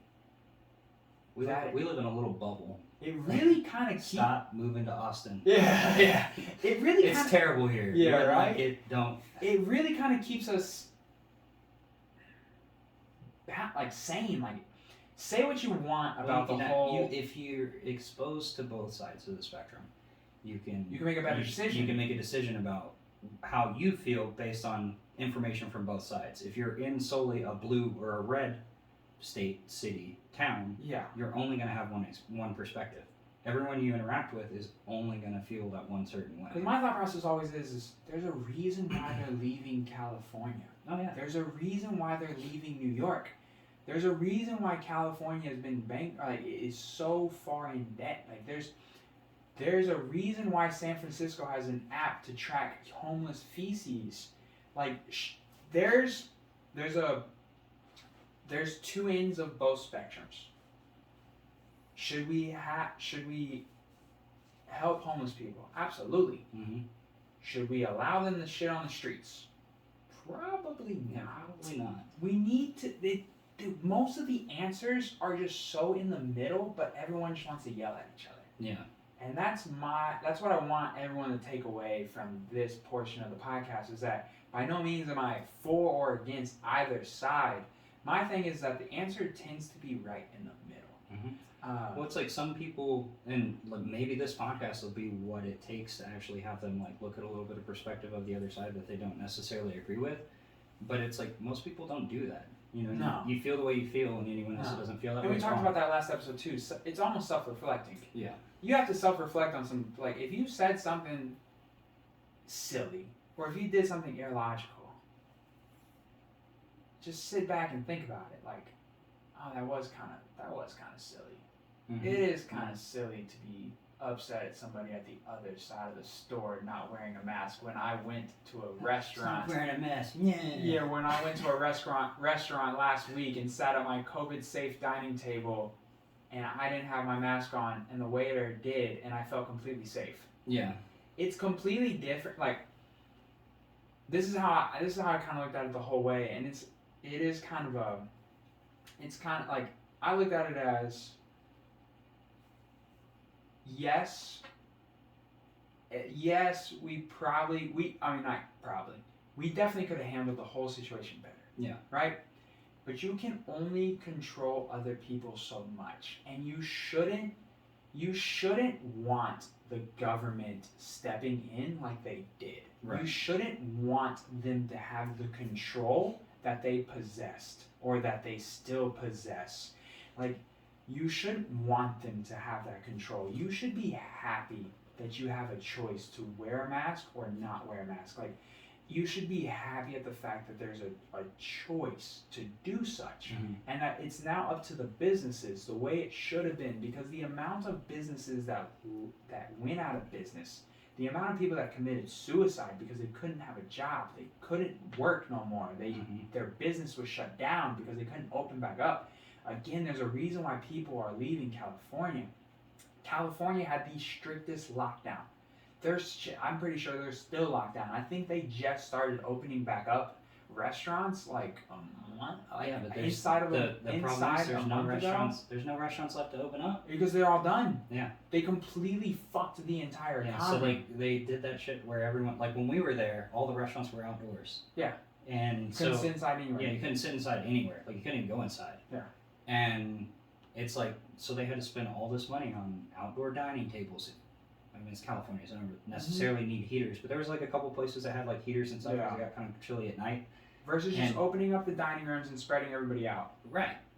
Doing like limited capacity because there was never anything that ever showed that restaurants were a hotspot or anything. Like there was no evidence. Gyms neither, guys. There's no evidence that in a gym you get sick. There was no evidence that that was a COVID hotspot. But there's a lot of evidence that the gym will keep you from getting super sick. So just and that's kind of the part that I do want to touch on because, look, like I said, COVID was not to be fucked with. Nobody wants to get it, but you can't control other people. Why are you so worried about everybody else? What did you do last year? What have you done in this last year to change your health? What did you do to help make sure that A, you're not gonna get sick, and if B, you do get it, you're not gonna die from it? What did you do? Sit down on the couch and ask yourself that. Did you start working out?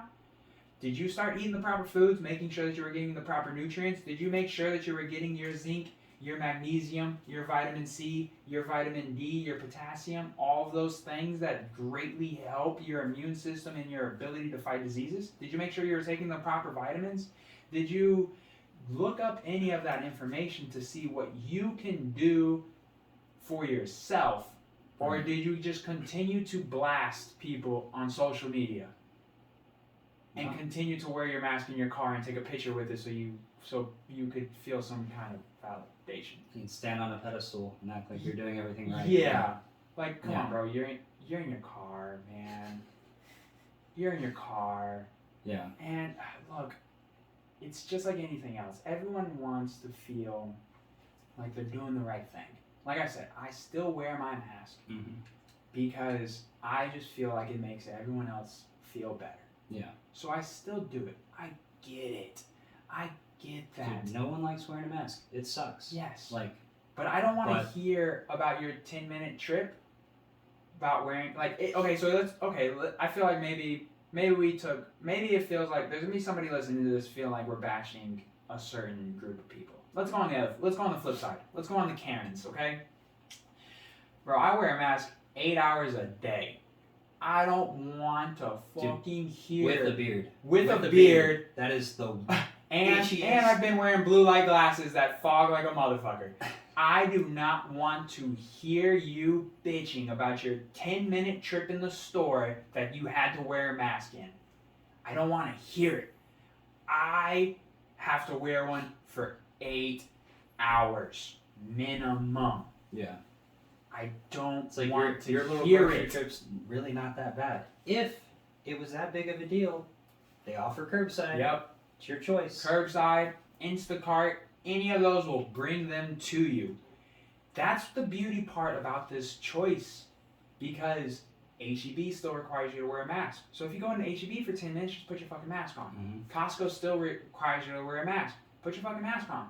Or find a place that doesn't require you to wear a mask and go in there. Yeah. Stop going into these places that require you to wear a mask and showing your ass by not wearing one. That's equally as frustrating. So here, I got you guys. I got you. I'll bash the other side too. I got you. I promise I don't lean one way or the other. I try to be as objective as possible. Stop going in places and showing your ass. Like, if you see on the door, it says it requires a mask. Again, you have two choices. Put one on and go in, or don't put one on and don't go in. It's really simple, and that's how it should have been this entire time. Sweden did it the best. If you had an autoimmune disease, if you were elderly, you got to stay home and the government took care of you.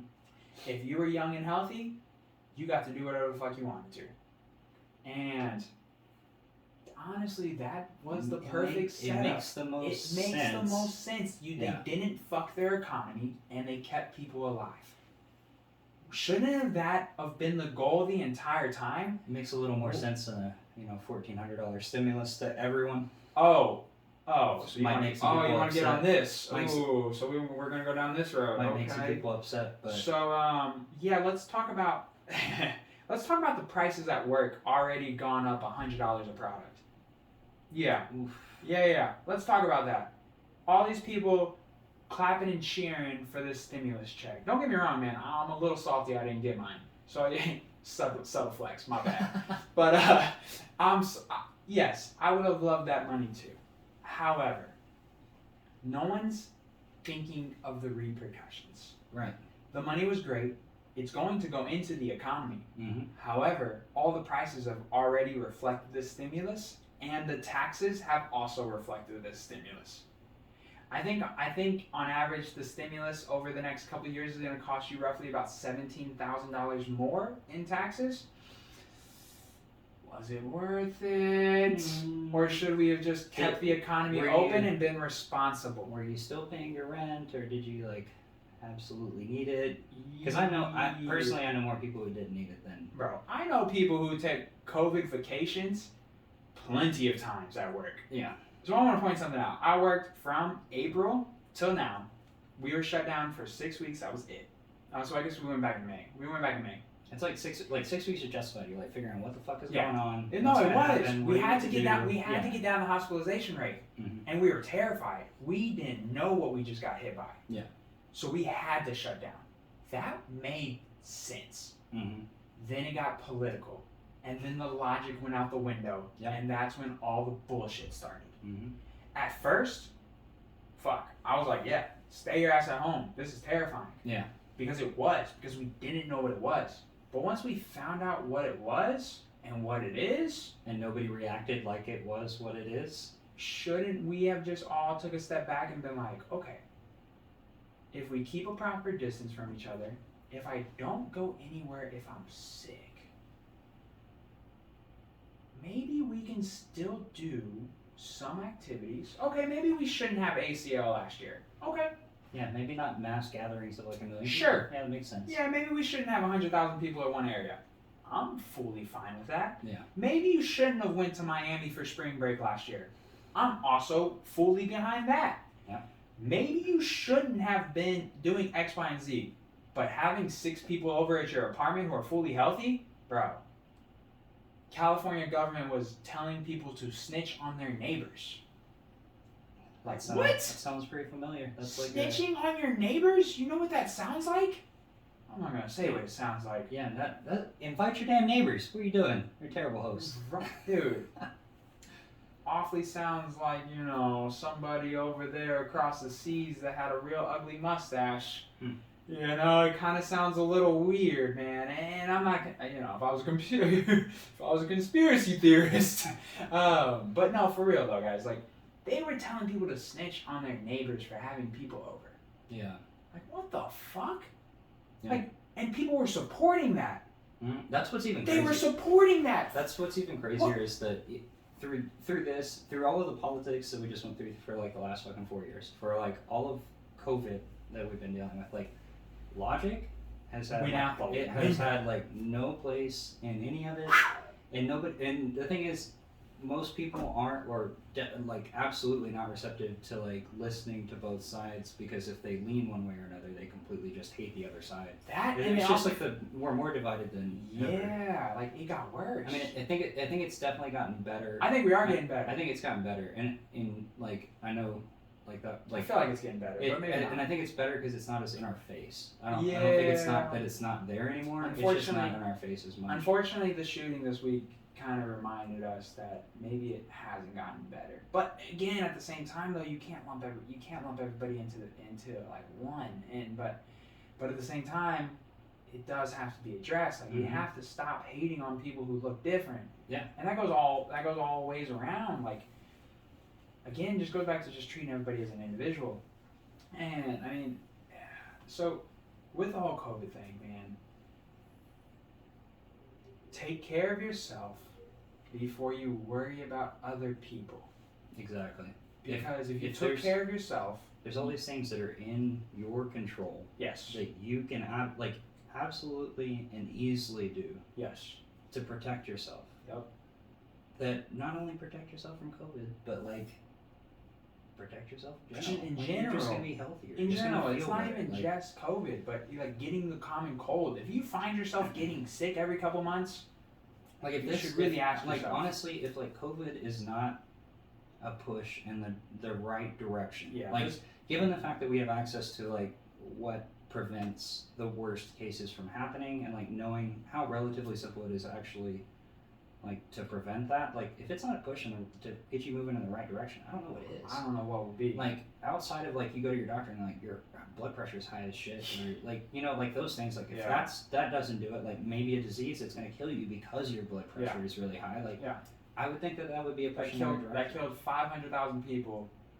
The majority of them had some underlying cause. Mhm. You would think that would be an eye opener for a lot of people, but no. Everybody just wants to yell at each other about a mask or getting too close, or like people will come into the store still and run from you. It's like, bro, if you're that scared, you can order. You can order online. Yeah. You can order online. No, you're not gonna hurt anyone's feelings if you genuinely are that scared of it. Mm-hmm. Then you should be taking the proper precautions on your own. You should be doing Instacart. You should be doing curbside delivery. Yeah. You should be doing those things, not going into a public place and just screaming at people. Yeah. And you also shouldn't be walking into places that require a mask and not wearing one. It goes both ways. Yeah. Both sides have its fucking Karens and both sides has its assholes. Mm-hmm. And in this whole narrative that if you believe in one side, you're this, and if you believe in the other side, you're this. It's such garbage. Yeah. Because at the root of it, there are different ideologies. But when I have this conversation with most people, when I sit down, and you take social media out of it, when I have a face-to-face conversation with somebody, and we have these discussions, 9 times out of 10, unless the person is extremely unreasonable, we typically agree on, I would say, 85%, 90% of the conversation. Yeah. Well, the thing is, too, it's like, it's okay to disagree about some things, but like at the same time, like it's important to listen to each other. Yeah. Like, people just don't fucking listen. They don't. They immediately shut down. Like, there's gonna be someone who listens to this episode and immediately shut down as soon as I said something about not wearing a mask, or as soon as I just don't agree with you, or wearing a mask when you don't feel like you should. There's gonna be someone who just completely shuts down and just is like, I can't fucking do this. Like, but that's an issue. But it's like what's important is like maybe there's someone who listens to this, who hears a perspective or hears information that they wouldn't have had just because they listened to this. Yeah. And that's why it's important to put that kind of information out there. It's important to not be completely biased to one side or another, to give both perspectives. You have to be. It's important. You have to be. Like, you have to be objective. Like, you have to look at things. There's always two sides. This is politics in a nutshell. Politics in a nutshell is benefiting one group and fucking another group, and vice versa. Mm-hmm. That's politics in a nutshell. Where I was talking about earlier, I feel like a lot of things just fall right in the middle, and I find things a lot of like, and maybe I'm just dumb. And feel free to leave comments and hit me up and tell me I'm stupid if you think I'm stupid, and if you better hit me with some logic though, because I'm coming with that fire. Why am I stupid? Yeah. I need you hit me with that logic, and I'm not married to my ideas. Joe Rogan says it all the time. I'm not married to my ideas. If you hit me with something with a logical perspective, not an emotional perspective, that was where we started getting real crazy. Is when emotion became the driving factor of a lot of decisions instead of logic. If you hit me with a logical reason on why you think something I said was dumb, let me know. I want to hear the logical reason though. Don't hit me with some emotional BS.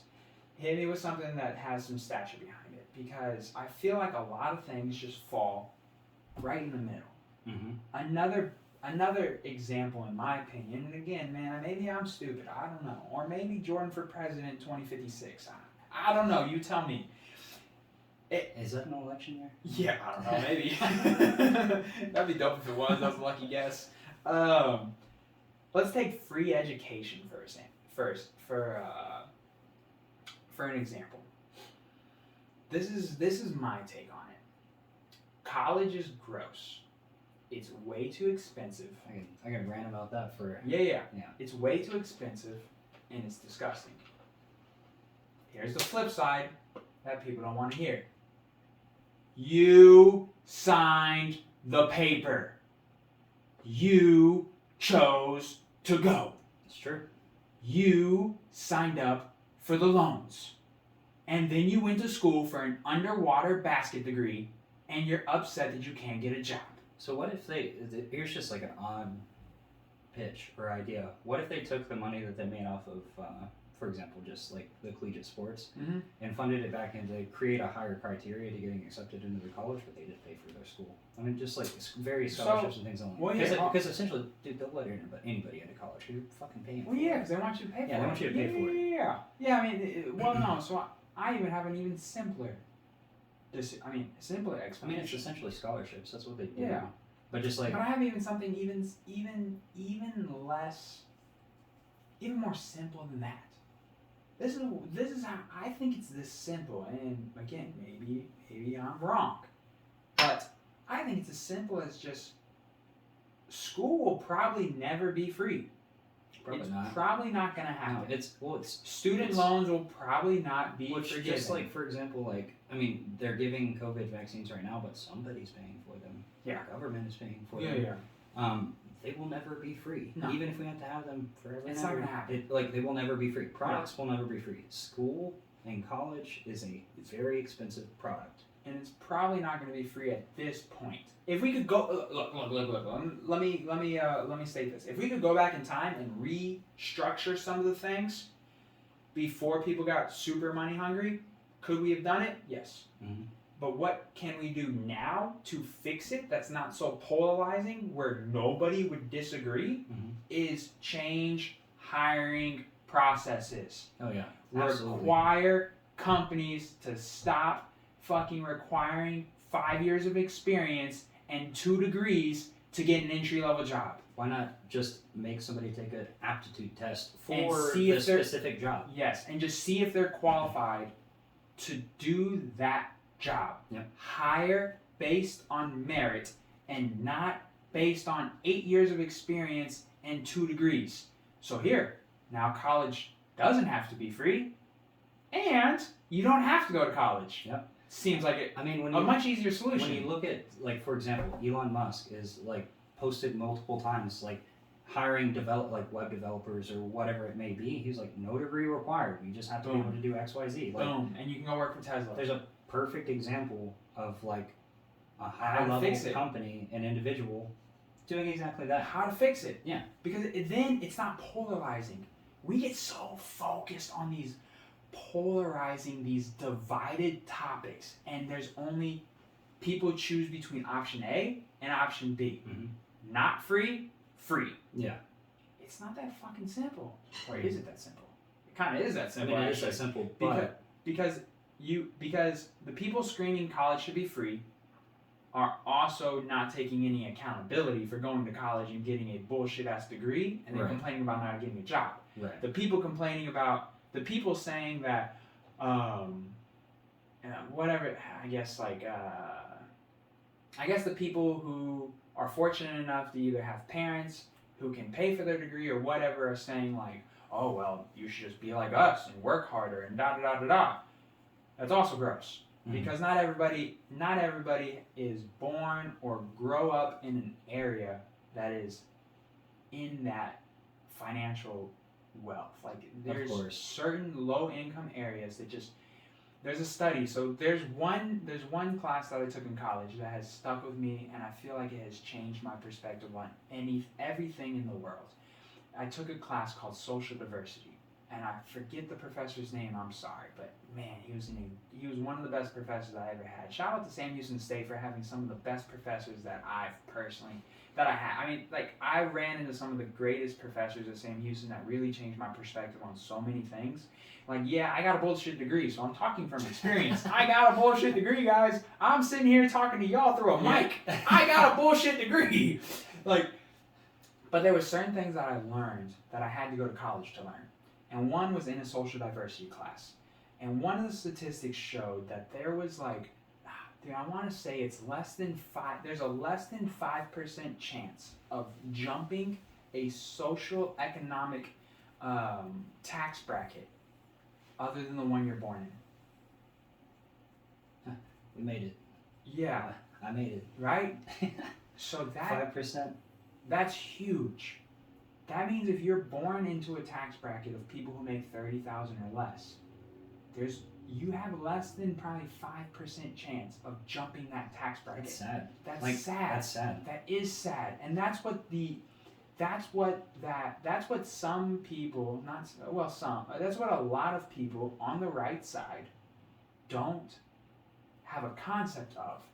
Someone who's never struggled doesn't have that concept of that. Mm-hmm. They don't understand why some low income areas don't have the resources, or they don't understand that it's not that they're not hardworking, it's that they're born into a disadvantage. Mm-hmm. That they were born in this area where it is extremely difficult to get out. Yes, there's LeBron Jameses that make it out. That's a once in a generation. There's always going to be anomalies. Yes. That are the one-off. But when you look at the masses, it is extremely tough to jump a social economic tax bracket. Mm-hmm. It is so hard. And people who are born into families that you lived in the suburbs your whole life, it's real easy to get out of touch with reality when it comes to low income areas. And it's very easy to get this prejudiceness or this misconception of it. Dude, the greatest people I know are from Killeen, Texas. The greatest people It's a whole different world. The greatest people in my life, the biggest hustlers I know are for me personally, are from Killeen, Texas. The best people in my life are from Killeen. The people I still talk to this day are from Killeen. Like, it's so easy, like if you grew up in the suburbs with your parents making $150 together, it's so easy to get out of touch with reality because you never had to struggle for nothing. Yeah.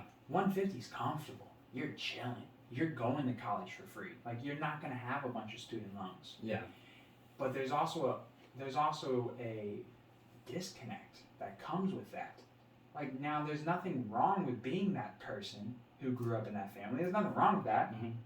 Good job, man. You got stacked cards. But there's something wrong with with not educating yourself or becoming more cultured to other outcome, or I guess other ways of growing up, I guess. I think that's something that's like a parenting flaw. Is that sure? Like to be completely honest, and racism and prejudice is taught. It's not. You're not born hating. You're not born hating someone who looks different. Yeah, and it's like, like parents who don't I guess it would be just not even teaching your kids like how fortunate they may be. And like, teaching them hard work still too. Mm-hmm. Yeah, like, and I think that because a lot of parents don't instill like appreciation, like true appreciation, and like just like actually understanding like how much better they may have it than someone else, or like the humility and like giving someone who may have less than them, and that it doesn't make you better than that person. Yeah, you're not better than that person because you grew up differently. Mm-hmm. Like, you're not better than someone who grew up in the hood. Like, you're not better than them. All of our conversations keep circling around the same thing. Treat everybody as an individual. Because everybody's equal. That's what it is, dude. Like, you're not better than that person. Try to help those people. Like, that's why the majority of the people I'm bringing on the podcast are from Killeen. I want all of them to continue to rise, and a lot of them have made it to be extremely successful, have beat the odds, have jumped those social economic brackets. Mm-hmm. Because it is possible, but it's extremely difficult for them. It's a grind. Sure. It's absolutely a grind. Sure. And it's not something like, it's more than you think. Whenever you start down that road, it takes more time than you think. And it all comes down to a level of accountability. Yeah, it doesn't happen overnight. And that's the thing to remember. Like, with any of this stuff that we've been talking about, none of it is instant. None of it happens like overnight. It takes time. building habits takes time. I And agree. those habits are what leads to the success that helps you jump the socioeconomic boundaries, what helps you get healthier, fitter, helps you lose weight, or whatever it may be. Consistency builds habits. Habits build success. Yep, absolutely. Like, and we just just be nicer to everybody. We talked about this on the last podcast too. Like, when you see someone walking down the street, just make eye contact and say hello. Yep. Like, That's something that's kind of weird. You Dude. know what I mean? Like, dude, people kind of go out of their way to not Bro. have some like. And This it's whole this is working like at home? it's pre-COVID Oh too. my Like God. it's gotten gotten worse, worse though. because It's gotten people don't have worse. as much interaction with each Yeah. other. But like I don't know. I feel like people were already just kind of like disconnected, and then like COVID has been like this whole Oh, other it's just shift the that's icing made on the it, cake. it just made it like Yeah. way worse. Mhm. And like shit, I'm awkward as fuck, so I'm just as guilty of it. Yeah, too, and but I I'll be do honest, take some but- responsibility too, but it's something that I am really trying to get better at. Yeah, but like put yourself in their shoes. Like when you're just like walking down someone and someone like says hello or whatever. Like for a moment you're like, oh shit, hi, Yeah. what's up, man? Like it's small. Like it doesn't inconvenience them in any way, and it's like just like a nice little interaction. But like people like avoid it like the fucking plague for some Yeah. reason. And it's just like Yeah. And it has nothing to do with COVID. yeah, People use the excuse, like, use COVID as an excuse to Yeah. cross the street when you're walking towards them. But it's like, they probably would have done Yeah. it anyways. come on, bro. We're outside for one. For Yeah. two, you probably would have done it anyways. Like, what? Well, think about like standing, like getting on an elevator. It's like always awkward as shit. Nobody talks. Yeah. Like nobody like wants to talk or like. Yeah. Like I get it. Nobody really likes small talk, but why not talk about something? Sure. Why not have small talk? It makes people's day, though. Just ask how someone's day is going. Yeah. It really makes people's day. And you can always tell, too. Mm-hmm. You can always tell when you walk into a grocery store or you walk into somewhere and you have an interaction with somebody Mhm. and they're genuinely excited about that interaction, that Yeah. means the majority of the people they probably talked to that day were probably either just real quiet or rude. Yeah. Because you are that bright spot in that person's day. Mhm. Like, you have to go out of your way to be an asshole. Yeah. It's not human nature to be an asshole. Like how we were talking about earlier, like you want to pump the people up around you. Yeah. Like you want people to feel good. It makes you feel good. Yeah. Because Well, you make someone else if feel good. you're surrounding yourself with a bunch of people who feel good and everybody's just like pumping each other up, it's just this You're like it's a positive environment. You're gonna live a healthier, happier life. And there's just so many people who are just miserable. Mm-hmm. They're miserable. Yep. But they don't want to take any accountability. It's like all they're doing is going through the motions and what they're doing, not changing anything, and then complaining about what's happening in the situations that they're in. They're the same people who comment on ESPN's post to talk shit about LeBron James, or to talk shit about whoever ESPN posts about or something. That's always my example because it's just like sometimes I scroll through those comments and I'm just like, wow, y'all really took the time to do this. Yeah. No, I mean, I don't understand. Like, unless a professional athlete has like done something terrible, like, all right, then talk shit. Michael Vick and the dogfighting, like that's a good example. It's like, all right, you can talk shit on that, but like all those motherfuckers made it. They are successful. Stop trying to discredit them. Yeah, stop trying Like, to put them down no for their one- opinions. no Like one they're allowed cares. to have their opinions just like you're allowed to have your Yeah, opinion. They're just a person. Yeah, just because They're they play just a basketball person. doesn't mean that they can't have their opinion too. Yeah. Like, yeah, that whole like shut up and dribble thing is just so wild to me. Like, for one, why do if you don't agree, then just don't agree. But to go out of your way to comment on it to someone who makes $1 billion a year, and then it's like that person is thriving off of the interaction that they have as a result of that comment, because you know they make that comment, 20 people hop in, LeBron's a GOAT, whatever, Yeah. and like, and then they start talking shit, and it creates this like feud. But it's like, what purpose does that serve? Zero purpose. Does it serve it? Like, it serves not zero at all. purpose. No, It serves zero purpose. it's like there's no reason for that kind of People, stuff. people do that though. People are just people are miserable, and I don't know why. I don't know why you would want to be miserable. If you're miserable, change your circumstances. Yeah. No. If you're not happy, change your circumstances. And we just keep coming back to the same two things. If you feel like shit, change your circumstances. Yeah, we keep coming back to the same two things. It's treating everybody as an individual and hold yourself accountable for some shit. You're responsible for your own actions. And that's the only person you can be responsible for. Stop trying to be responsible for all 360 million people who live in the U.S. It's not going to happen. Yep. Why exhaust yourself? Why put yourself through that stress? Arguing with some little shit on the internet rather than... Yeah. Why do that? You can only control yourself. Do your thing. Do the right thing. And continue to just try to spread positivity. Mm-hmm.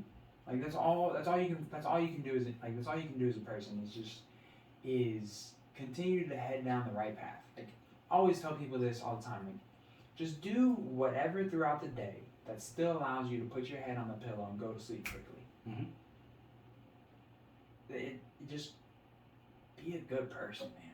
That's all it is. Be a good person. Be a good person. Treat people as an individual. And hold yourself accountable.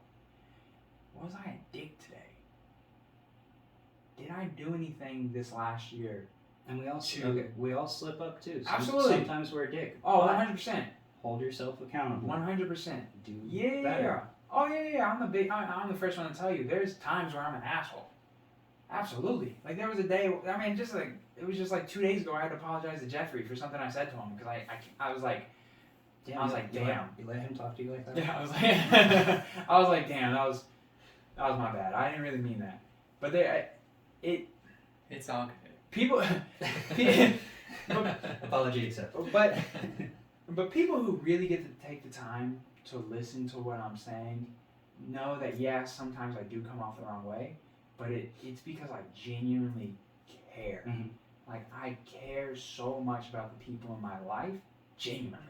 Yeah. I genuinely want to see you succeed, so I'm gonna ride your ass. I'm going to call you out on your bullshit. I'm going to tell you the things that you don't want to hear because you need to hear it. Because there's people who refuse to tell you what you need to hear. They only tell you what you want to hear. Well, dude, it's important to have that at least someone around you that's like willing to tell you the truth. Like even if you're not gonna fucking like it, it doesn't matter. Cause like there are times when you lie to yourself. Whenever you're like, you just don't want to like you want to tell yourself that you're doing everything right. Yep. Or you're not making any mistakes. Yeah, or it's everyone else's fault that you're not successful. Or it's the customer's fault that you're not selling a lot this month. Yeah. Or whatever it is that people make up in their head. That it's always someone else's fault. Yeah, but it's like it's important to always have someone or a group of people who are gonna also hold you accountable. Yeah. Like you're not alone. That's the thing. It's like you have to surround yourself with like-minded people. It's not everybody else's fault. Yeah. It's not. Mm-hmm. It's not. There's always something all of us can do better each and every day. There's always something that we as individuals can do better that make the world a better place. And if you sit down at night and sit on the couch and just think about, if you just run through your day.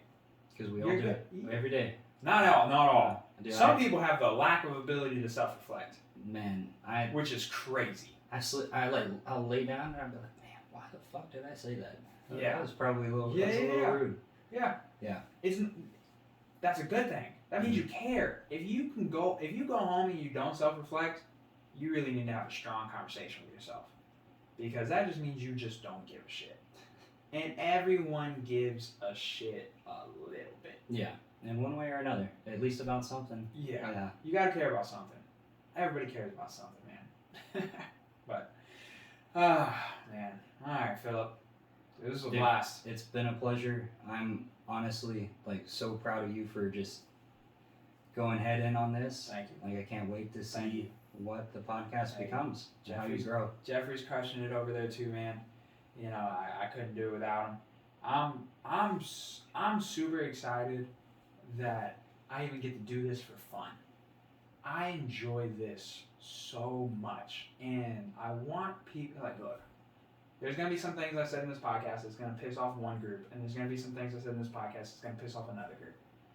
The one thing I want you to take away from this whole thing is that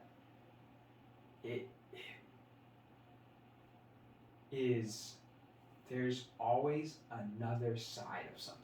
Mm-hmm. There's always two sides. Nothing is just one way. That's just not how life works.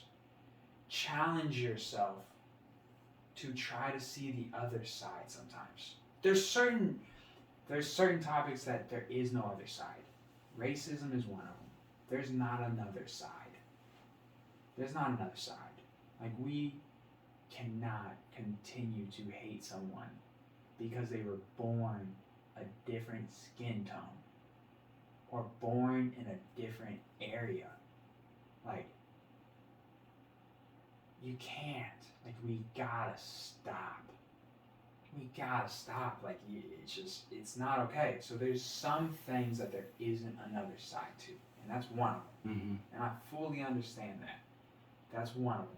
But there's a lot of things, the majority of things have two sides. And Mm-hmm. the answer is not always as simple or as like direct as some people want it to be. This utopia that some people want to form, it's not. It doesn't work like that. It doesn't work like that, and it shouldn't work like that. There should be opposing arguments. Like, you should have people that you disagree on certain topics, whether it's free college or whatever it is. There should be people who disagree, and you should be able to listen to that disagreement and come up with a solution that meets everybody in the middle, that helps both sides. It doesn't always have to be an argument.